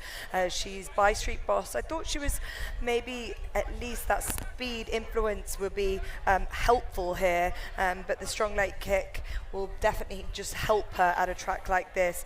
There are some that are really standing out. 6 is a big horse, hot and dangerous, got a lot of substance to her. She is deep girthed, and she fills the eye as she wanders around the paddock. There are a couple in here that I thought would be worthwhile just mentioning at big prices. That includes number 7, Ritzafina. Now, I've gone a little bit outside the box with this, but I did think that she, again, has done nothing wrong. She's 2 from 2. She won the Prairie Meadows. She earlier won a tough maiden at Lone Star. She's got tactical speed. Yes, she is stepping up in class, but she deserves her chance in this. And I think the pedigree suggests that she should be very, very effective on turf, as she showed first time out. So I like the look of 7, who looks quite a tall horse, just seeing her in her box. But this is, I feel, very competitive, and as Caton quite pointed out, good a lot of speed at the front here. Quite a few horses that want to be forward lead plays. What about the 10 here, Caton Prowess, trying turf for the first time as a daughter of 'Tis the Law? Yeah, I thought this was a favorable switch in surfaces for her, and she ran respectably in the debutante against very good company. Chopstick is a very highly regarded dirt 2-year-old filly. King Solver, who scratched out of this race, she came down with a slight fever a couple days ago, is also a filly I thought a lot of in her last 2 efforts. So no disgrace to finish 3rd behind them, but I could see her improving on the grass. Now, it's not necessarily the strongest angle for Kenny McPeak, but I have to say almost all his horses are performing well. You get great value here at 16-1 for a filly who's shown ability and has, you know, at least the idea that the 'Tis the Laws seem to run really well on this course. Don't sleep on ZZ's. That's the 9, 3-1 currently. This horse was impressive on debut for trainer Brendan Walsh, winning by 5 lengths. We'll take on winners at the stakes competition for the first time with an extra furlong. How do you think this one will fare, Katie? Well, she is the speed of the speed. If she doesn't miss the break or have something go unexpectedly, she will be on the front, and it's how far she can carry her speed and how much pressure she gets early. I don't know that anything can lay with her unless they're under a lot of pressure here, and that could give her the opportunity, and Frankie the opportunity, to let her catch her breath. She's bred to be able to go much farther than that 5.5 furlongs, so we'll see if she has a high enough cruising speed to get that done. I kind of think the speed might come back in this situation. That opens the door for some of the others who might not be on the lead but sitting just behind, like the one Caroline, who tries the turf for the first time. There's another, Tis the Law, but with the Escondrea on the dam side. I thought she was interesting. She broke her maiden in a much easier spot at Ellis Park on a sloppy track. But I like her moving to the grass here, and though I don't love that inside post position for her, I can see her taking good advantage of the speed battle that might develop right in front of her. Julian Leparoux looking for a second victory on the day. The one Caroline, 11-1 currently. Let's get back down into the paddock. Jess, who else might be catching your eye? Yeah, getting really close to now as the riders will be called up. 2 is looking really well in her skin. Believe in Magic's got a really good coat on her, gleaming in the sunshine. Another horse that switches from dirt to the turf. That's going to be an interesting switch. And by the sire of the moment, the one that keeps catching my eye, if I could buy my own not this time, I would be very happy indeed. And Believe in Magic is by that stallion. And yeah, she looks like a little pocket rocket. She's just caught my eye as she moves out to the paddock. But the other horse that I want to mention was number 11, Trading Trouble. Another horse who's had 2 starts, 1 win. That Saratoga turf maiden was a good figure, a good time figure, and also a narrow second on debut. So she might even be unlucky not to be 2 from 2. But that sharp Saratoga turf form, I think, will be very helpful for this race. And you're getting 12-1 right now. Jockey's getting the leg up for our upcoming Untapable Stakes. Kaiten, final thoughts? Well, the 29-1 is a huge price on the 2 Believe in Magic. As just mentioned, the pedigree is super, and she's trained very, very well at Turfway Park, which we have seen yield so many winners here. Seems they come off that synthetic and run big. I went 5-10-1-6 here, and very interested in the price on the 6, Hot and Dangerous, there at 23-1 as well, as one of the few in the field that's tested at a longer distance than she runs today. Your very clear favorite, though, is the 4, Snowface Princess, 7-5 currently for the upcoming $1 million Untapable.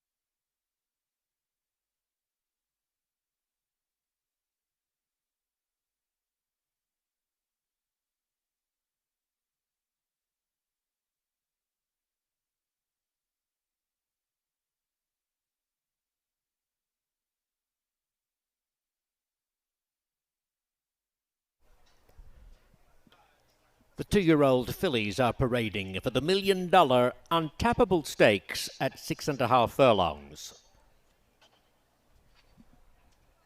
Scratch 3, Lenny Lou. Scratch 12, King Silver, and 14, Shane's the Brains. The post parade led by number 1, Carolyn Caroline, trained by Lindsay Schultz and ridden by Julien Leparoux. Number 2, Believe in Magic, is trained by William E. Morey. The rider is John Velasquez.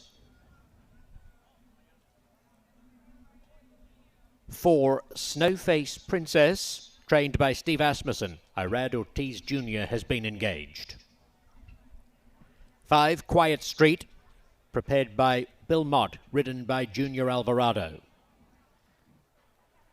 6, Hot and Dangerous, conditioned by Brian Lynch. Mario Gutierrez is astride. 7, Ritzafina, trained by Jade Gelner, ridden by Ricardo Santana Jr. Number 8, Blazing Brat, trained by Timothy Ham, guided by Jaime Torres. 9, ZZ's. The trainer is Brendan Walsh, the jockey Frankie Dettori. 10, Prowess, trained by Kenny McPeak with Brian Hernandez Jr. aloft. Number 11, Trading Trouble. Mike Maker applies the polish. Joel Rosario does the steering. 13 is Liz's Image, trained by James Kelly and ridden by Axel Concepcion. 6 minutes to post for the $1 million Untapable.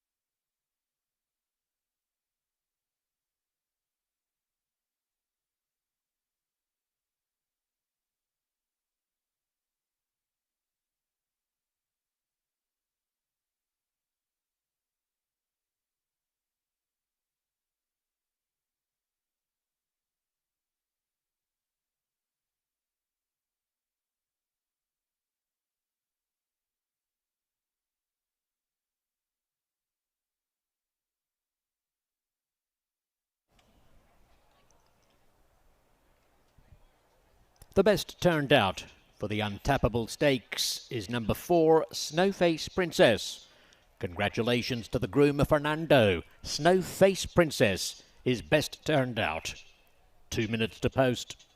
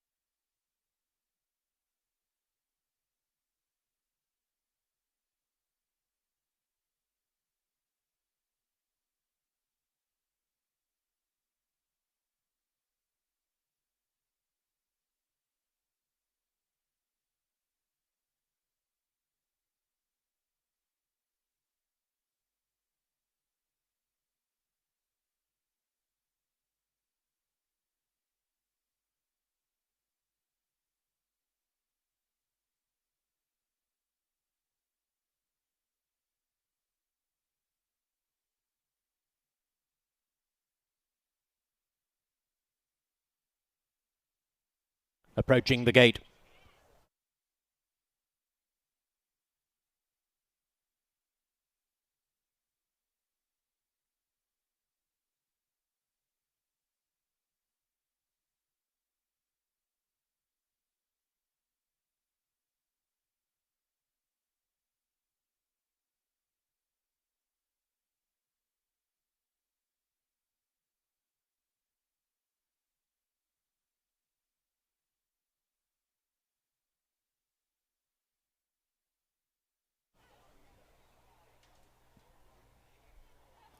Coming up into line, Caroline and Ritzafina, the first pair, followed in by Believe in Magic. Blazing Brat being positioned, Snowface Princess, followed by ZZ's. Quiet Street.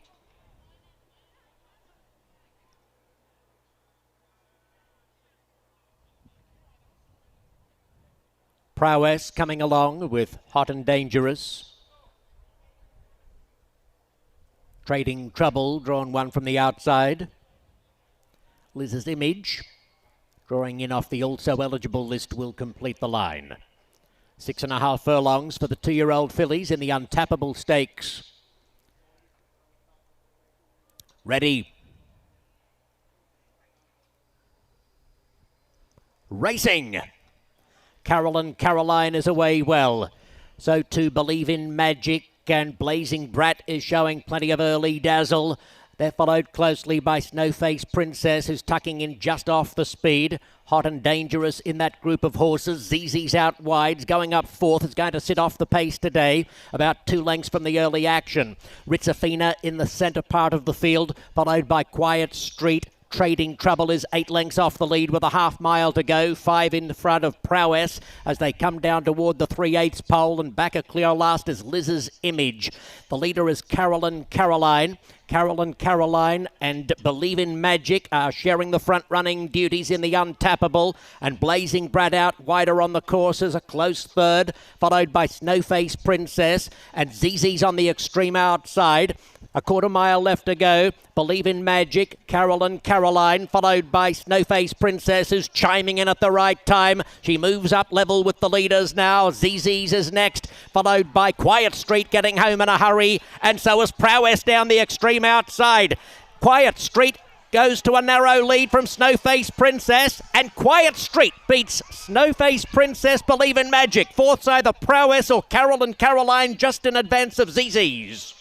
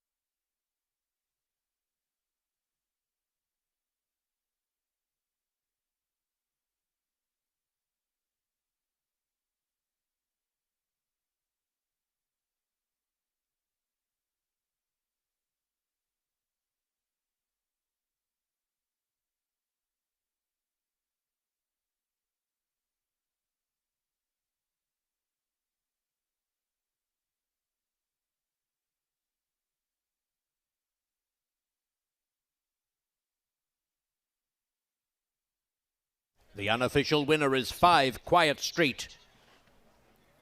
Second, 4, Snowface Princess. Third is 2, Believe in Magic. It's a photo for fourth. The time, 1:14.80.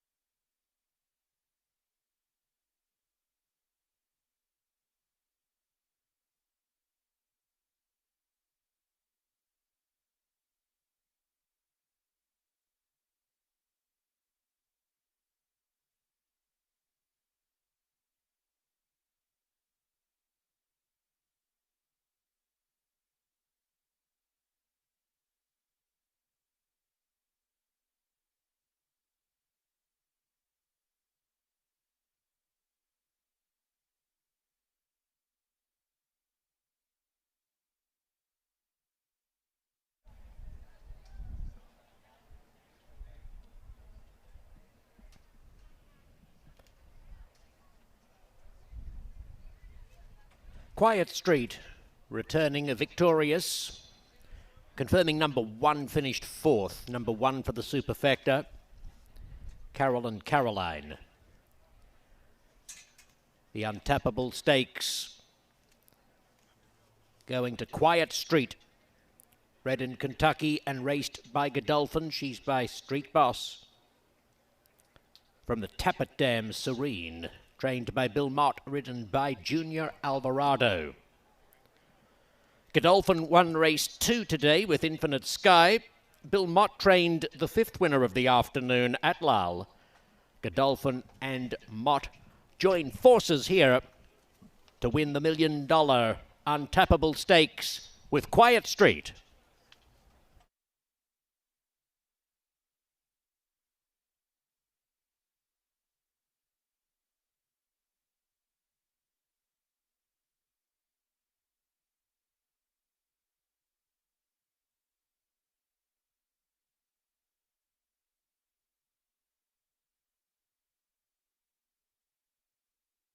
The result is official. Placings officially 5, 4, 2, 1.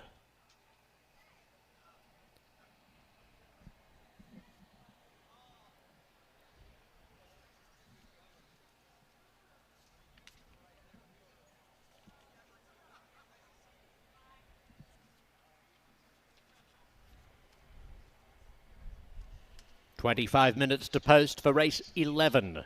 Scratch 7 Founders and 13 2 past 8. 50-cent super high 5 wagering.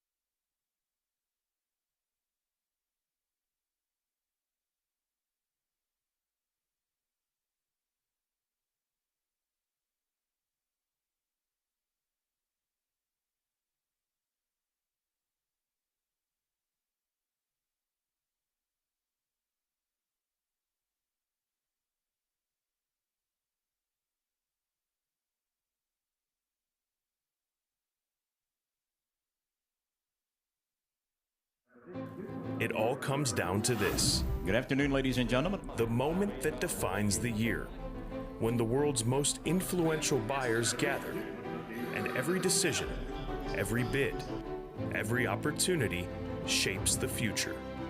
At a marketplace that brings the thoroughbred world together, and where futures are forged, because every moment matters.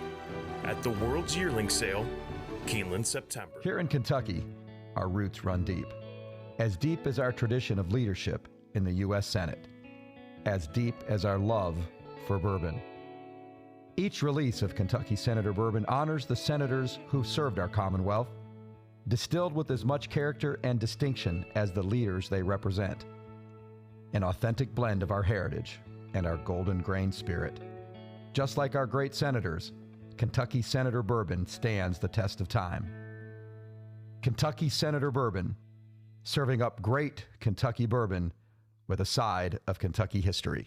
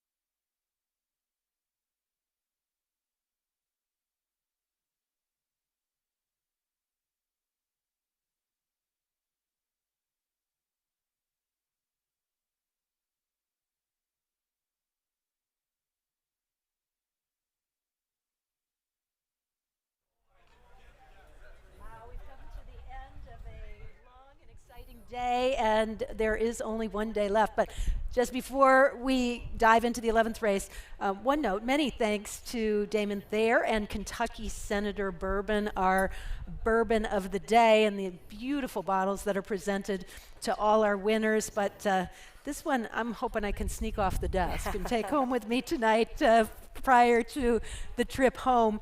We have one more day left of racing. Let's see if we can close out this last one with a win. You and I were both on the winner of that last race, and a big effort from the 1-2 finishers in the Untapable. Close it out with a 1 5/16, which can be a challenging distance for maiden 3-year-olds and up, but I think some fascinating pedigree plays here. The favorite at 2-1, the 12 Blast Furnace, is a horse that I wondered whether a 1 5/16 was just a little bit farther than ideal. Yeah, this is interesting. This horse has really stepped up in distance. If you go back at the beginning of the season, was sprinting and now is really stretching out. So they obviously believe this horse has got a lot of stamina dug in there, and it's showing enough to assume that this is going to bring out a little bit more, and it's being well supported as if this will be the case. Look, I thought that second at Belmont was a very good run indeed. That kind of form gives this horse a massive shout. What did you think about the run last time? I thought it was good. It was a respectable race. It wasn't an easy field by any stretch at Saratoga. It was a mile, and again, the mile and a 16th, I think he seemed at his best. And that's where I'm kind of wondering whether you reach a point where you get diminishing returns as they go farther and farther and farther. But certainly, if anyone can figure it out, Mike Maker can, with horses going these long distances of ground. And I'm certain that in part, along with those last couple races, is why you see the 12 at 2-1. The horse that I went to on top, who is getting played pretty heavily in most of the multi-race wagers, is the 8 Gold Sovereign for Calumet Farm. Now, we have not seen a lot of Chad Brown runners this meet. Perhaps Gold Sovereign could be the one to break through for him. He's the son of English Channel out of a Kitten's Joy mare, so I really believe the stamina influence is prevalent. 6th on debut, he ran a little bit at the end, but to me it was the type of start to build on. He comes back in the ideal time frame, off since July 4th. Chad's horses win almost 30% of the time, second time out, and he just fits. He just kind of fits the profile. I don't think he'll have to be that far off the pace with this group. You've got Jose Ortiz. I thought that's a fair price right now, 4-1. Yeah, I thought that was probably a pretty strong maiden that horse has started out in. Again, beginning at a mile, it's obviously been a bit of a slow burner first run in July as a 3-year-old, but definitely Gold Sovereign. I kind of thought that closing style would be ideal here, and Chad Brown pretty strong with second times turf starters in particular. The 8 we get a good look at. He looks pretty poised here for this assignment. That's what you want to see, a horse who is not going to get rattled or too over-eager in the early stages of these long-distance races. You went to the 10, Chapman's Peak. Very well-related gelding. He's a half-brother to a horse named Wadsworth, who was very talented and could cover a bit of ground. The horse has tried 3 times, in fact, debuted at Kentucky Downs last year. Going a mile, he kind of was a non-factor, but he has shown steady improvement through each of his 3 starts. Yeah, slightly similar to the 8 in the fact that they are pretty unexposed. There's not a huge amount of experience, but I'm going on promise and I'm going on potential here of the 10 Chapman's Peak. As you mentioned, the breeding is pretty top range. That good third at Ellis in the slop wouldn't have been ideal, but I think he did well considering the conditions. But the turf runs were pretty good, and did run here at Kentucky Downs this time last year, where kind of showed up well, but definitely looked like he was going to be a horse that was going to mature into a better 3-year-old. So not a huge amount of racing. Maybe the first run of the season was just what they needed to set him up for this, and will be eye-catching, I think, at the end. But the 3 starts have been enough to suggest, in my opinion, especially with his breeding, that he will improve with this distance. Yeah, I definitely thought he was one of the top contenders in here, although maybe just a little bit one pace, but sometimes that translates very well at the mile and 5/16 if he can just keep that one pace throughout the duration. Definitely a horse to look out for, and this is his second start off the layoff. Brad Cox looking for his second win today. Naira Ortiz mentioned battling with Jose Ortiz and Frankie Dettori among the top riders in the standings. The horse coming out of the same race that you like is a nice price at 11-1, the 2, Abby Feedy. Yeah, Abby Feedy, again, a good price for what I think this horse has already sort of achieved, because I know hasn't had a win yet, but it's got close. And what I do like is that this horse will be, I'd imagine, pretty close to the pace. Was 4th in a strong Churchill maiden, proven stamina, and that would be the angle with this one. Definitely has got that stamina edge. For sure, and judging by body language, he is going to be forwardly placed again, as he was in his most recent start at Kentucky Downs. He finished 4th. We've seen a lot of repeat performances, horses coming back second time this meet that have run very well. So Abby Feedy at 11-1 certainly offers an attractive price. I went to the, let's see, you and I both like the 5, along the John Ennis lines, who trains the 2, Abby Feedy, and has had a sensational meet from a limited number of starters. The same is true of Whit Beckman. Mackie Monarchy adding blinkers was the horse that at 9-1 I definitely wanted to put into any exotic wagers. Yeah, I couldn't agree with you more. 5 starts, multiple placings.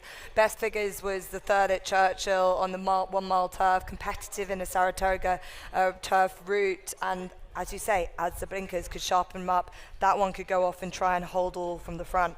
He is by Caravaggio. We've seen them run very well. Comes out of the mile race, and now I think will be forwardly placed in the mix, which might not be a bad thing at all. Joel Rosario looking for his second win today. A wide open group. How did you see it, your numbers again, as they head out? Yeah, we got a kind of a mix of selection. We're kind of agreeing on a couple. I've got the 10, 2, 5, and the 8 to close out this beautiful Sunday. Let's hope that we can find a winner. What is yours, Caden? I've got 8, 9, 10, 5, and whatever you all have, best of luck to all as they head out to this track one last time. We look forward to seeing you for one last dance on Wednesday. It's been a pleasure here all afternoon. Good luck and enjoy the rest of the evening.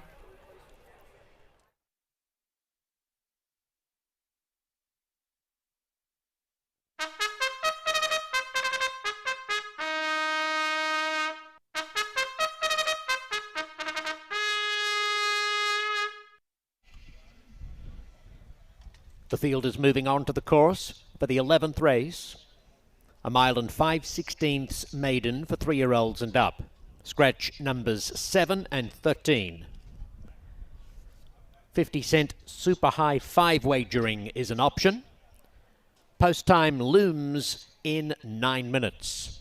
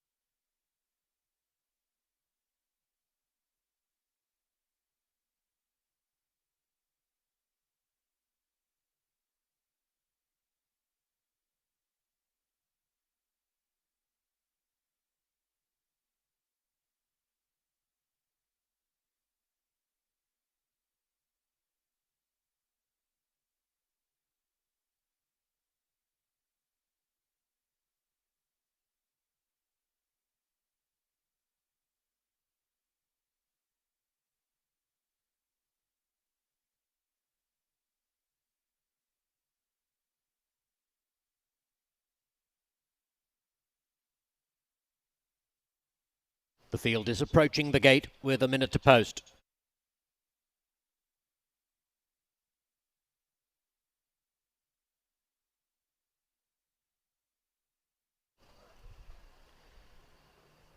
The best turned out for this final race of the day is number 9, Crystal Hill. Congratulations to the groom Marbin. Crystal Hill, number 9, wins best turned out. The field arriving behind the gate, preparing to load for the Sunday finale.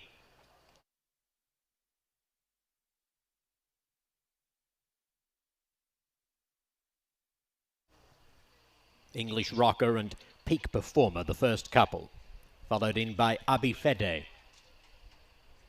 Gold Sovereign, Power of Will,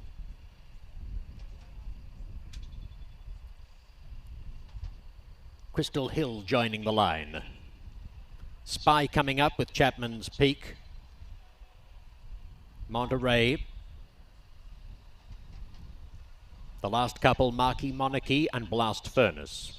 This is a 1 5/16 maiden for 3-year-olds and up. They're all 3-year-olds except number 4, Spy, and number 12, Blast Furnace. 2 4-year-olds, and the rest of them are 3.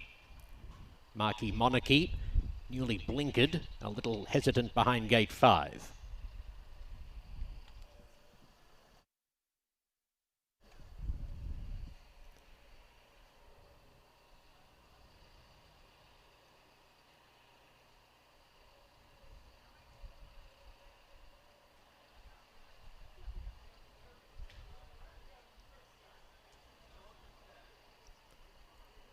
Marquis Monarchy digging in the heels. Blast Furnace looking on, yet to load. Marquis Monarchy now consents to move in, and Blast Furnace the grey will come up, and the starter Todd Stevens will send them on their 1 5/16 journey. Racing! One of the first to show is Marquis Monarchy together with Spy. There's pace coming from Chapman's Peak out wider. And up on the inside, Peak Performers wants a little bit of the action as well. As they vacate the home stretch, it's Peak Performer on the inside, one of the leaders, together with Abi Fede. And it's now Abi Fede crossing to the rail. Spy moves up alongside of him. Marquis Monarchy 3 wide, a close third, and Peak Performer's going to take the trail 4th. Chapman's Peak slotting into a good spot 5th, 4 lengths off the speed with a mile to go. Power of Will, Blast Furnace, Crystal Hill across the course. 3 lengths in front of English Rocker. Gold Sovereign's back second last. Monterey is back 5 lengths behind the second last horse. Abi Fede leads to the top of the hill from Marquis Monarchy, followed by Power of Will and Spy together. And with those horses also is Peak Performer. And round the outside, Chapman's Peak improving his position to a level 3rd. Crystal Hill is out wide in a midfield position from English Rocker and Gold Sovereign with 5/8 to go. And back about 6 lengths off last of all is Monterey. Crystal Hill out wides with that Realwood Brigade. To the half-mile pole they go. Abi Fede getting on with the job. More than 2 lengths in front now. From Marquis Monarchy racing on the inside. Shaded now by Chapman's Peak, who's improving willingly for Irad Ortiz is getting into second position. Blast Furnace out wider. Crystal Hill plotting a very wide course, reaching the top of the lane at the 5/16 pole. Behind these, Peak Performer, followed on the inside by Power of Will. As they turn for home, Gold Sovereign faring best of the rest. A quarter mile left to go. And Chapman's Peak moves into a narrow lead, confronted by the grey Blast Furnace. Blast Furnace putting the test to Chapman's Peak. They're followed by Gold Sovereign and Crystal Hill. Good struggle, Blast Furnace, Chapman's Peak fighting it out tooth and nail. Blast Furnace outside of Chapman's Peak. Chapman's Peak producing plenty for Irad. Chapman's Peak has won from Blast Furnace with a nose to Gold Sovereign. 3rd clear of Peak Performer. 5th's either Abi Fede or English Rocker.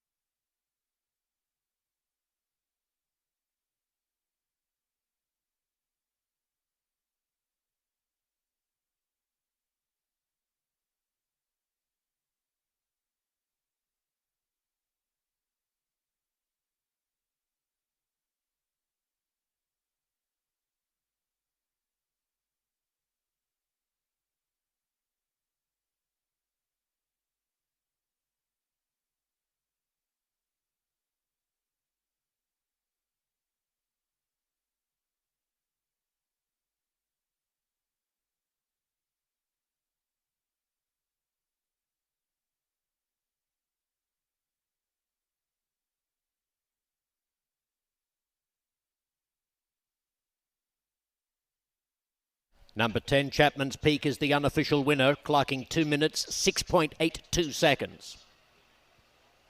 It's a photo for second.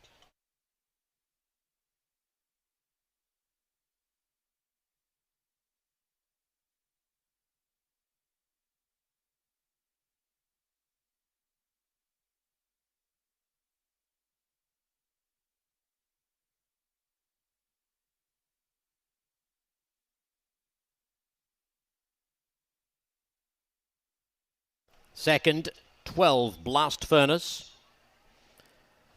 Third, 8, Gold Sovereign. Fourth, 1, Peak Performer. And fifth, 2, Abifede. Super High 5 numbers, 10, 12, 8, 1, 2.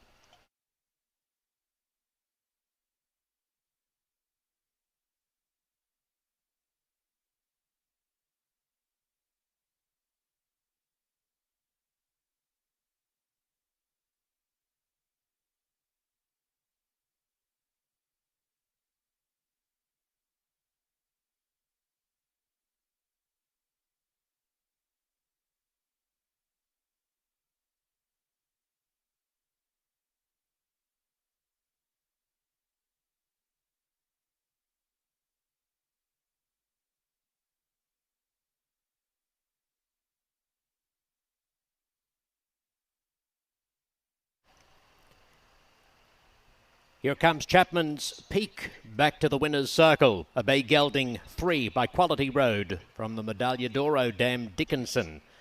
Bred in Kentucky and raced by Godolphin. Trained by Brad Cox and ridden by Irad Ortiz Jr. All of which must sound familiar. This owner-trainer-jockey combination scored with Infinite Sky in race number 2. It's a double for trainer Brad Cox. It's a triple today for jockey Irad Ortiz Jr. and for Godolphin. Godolphin also winning the Untapable Stakes with Quiet Street.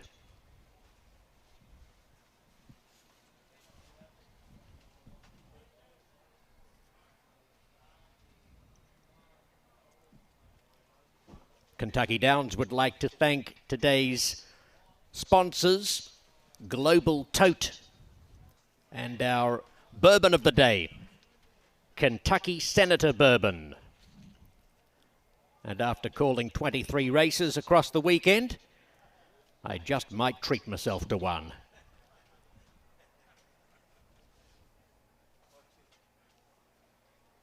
Placings official, result official on the 11th, 10, 12, 8, 1, 2. To close out the penultimate day for this 2025 meet at Kentucky Downs. We thank you for playing from wherever you might be situated across the country. Special thanks if you've made the effort to be in attendance at this unique and wonderful venue. One more day to experience this year. We look forward to the resumption of live racing on Wednesday.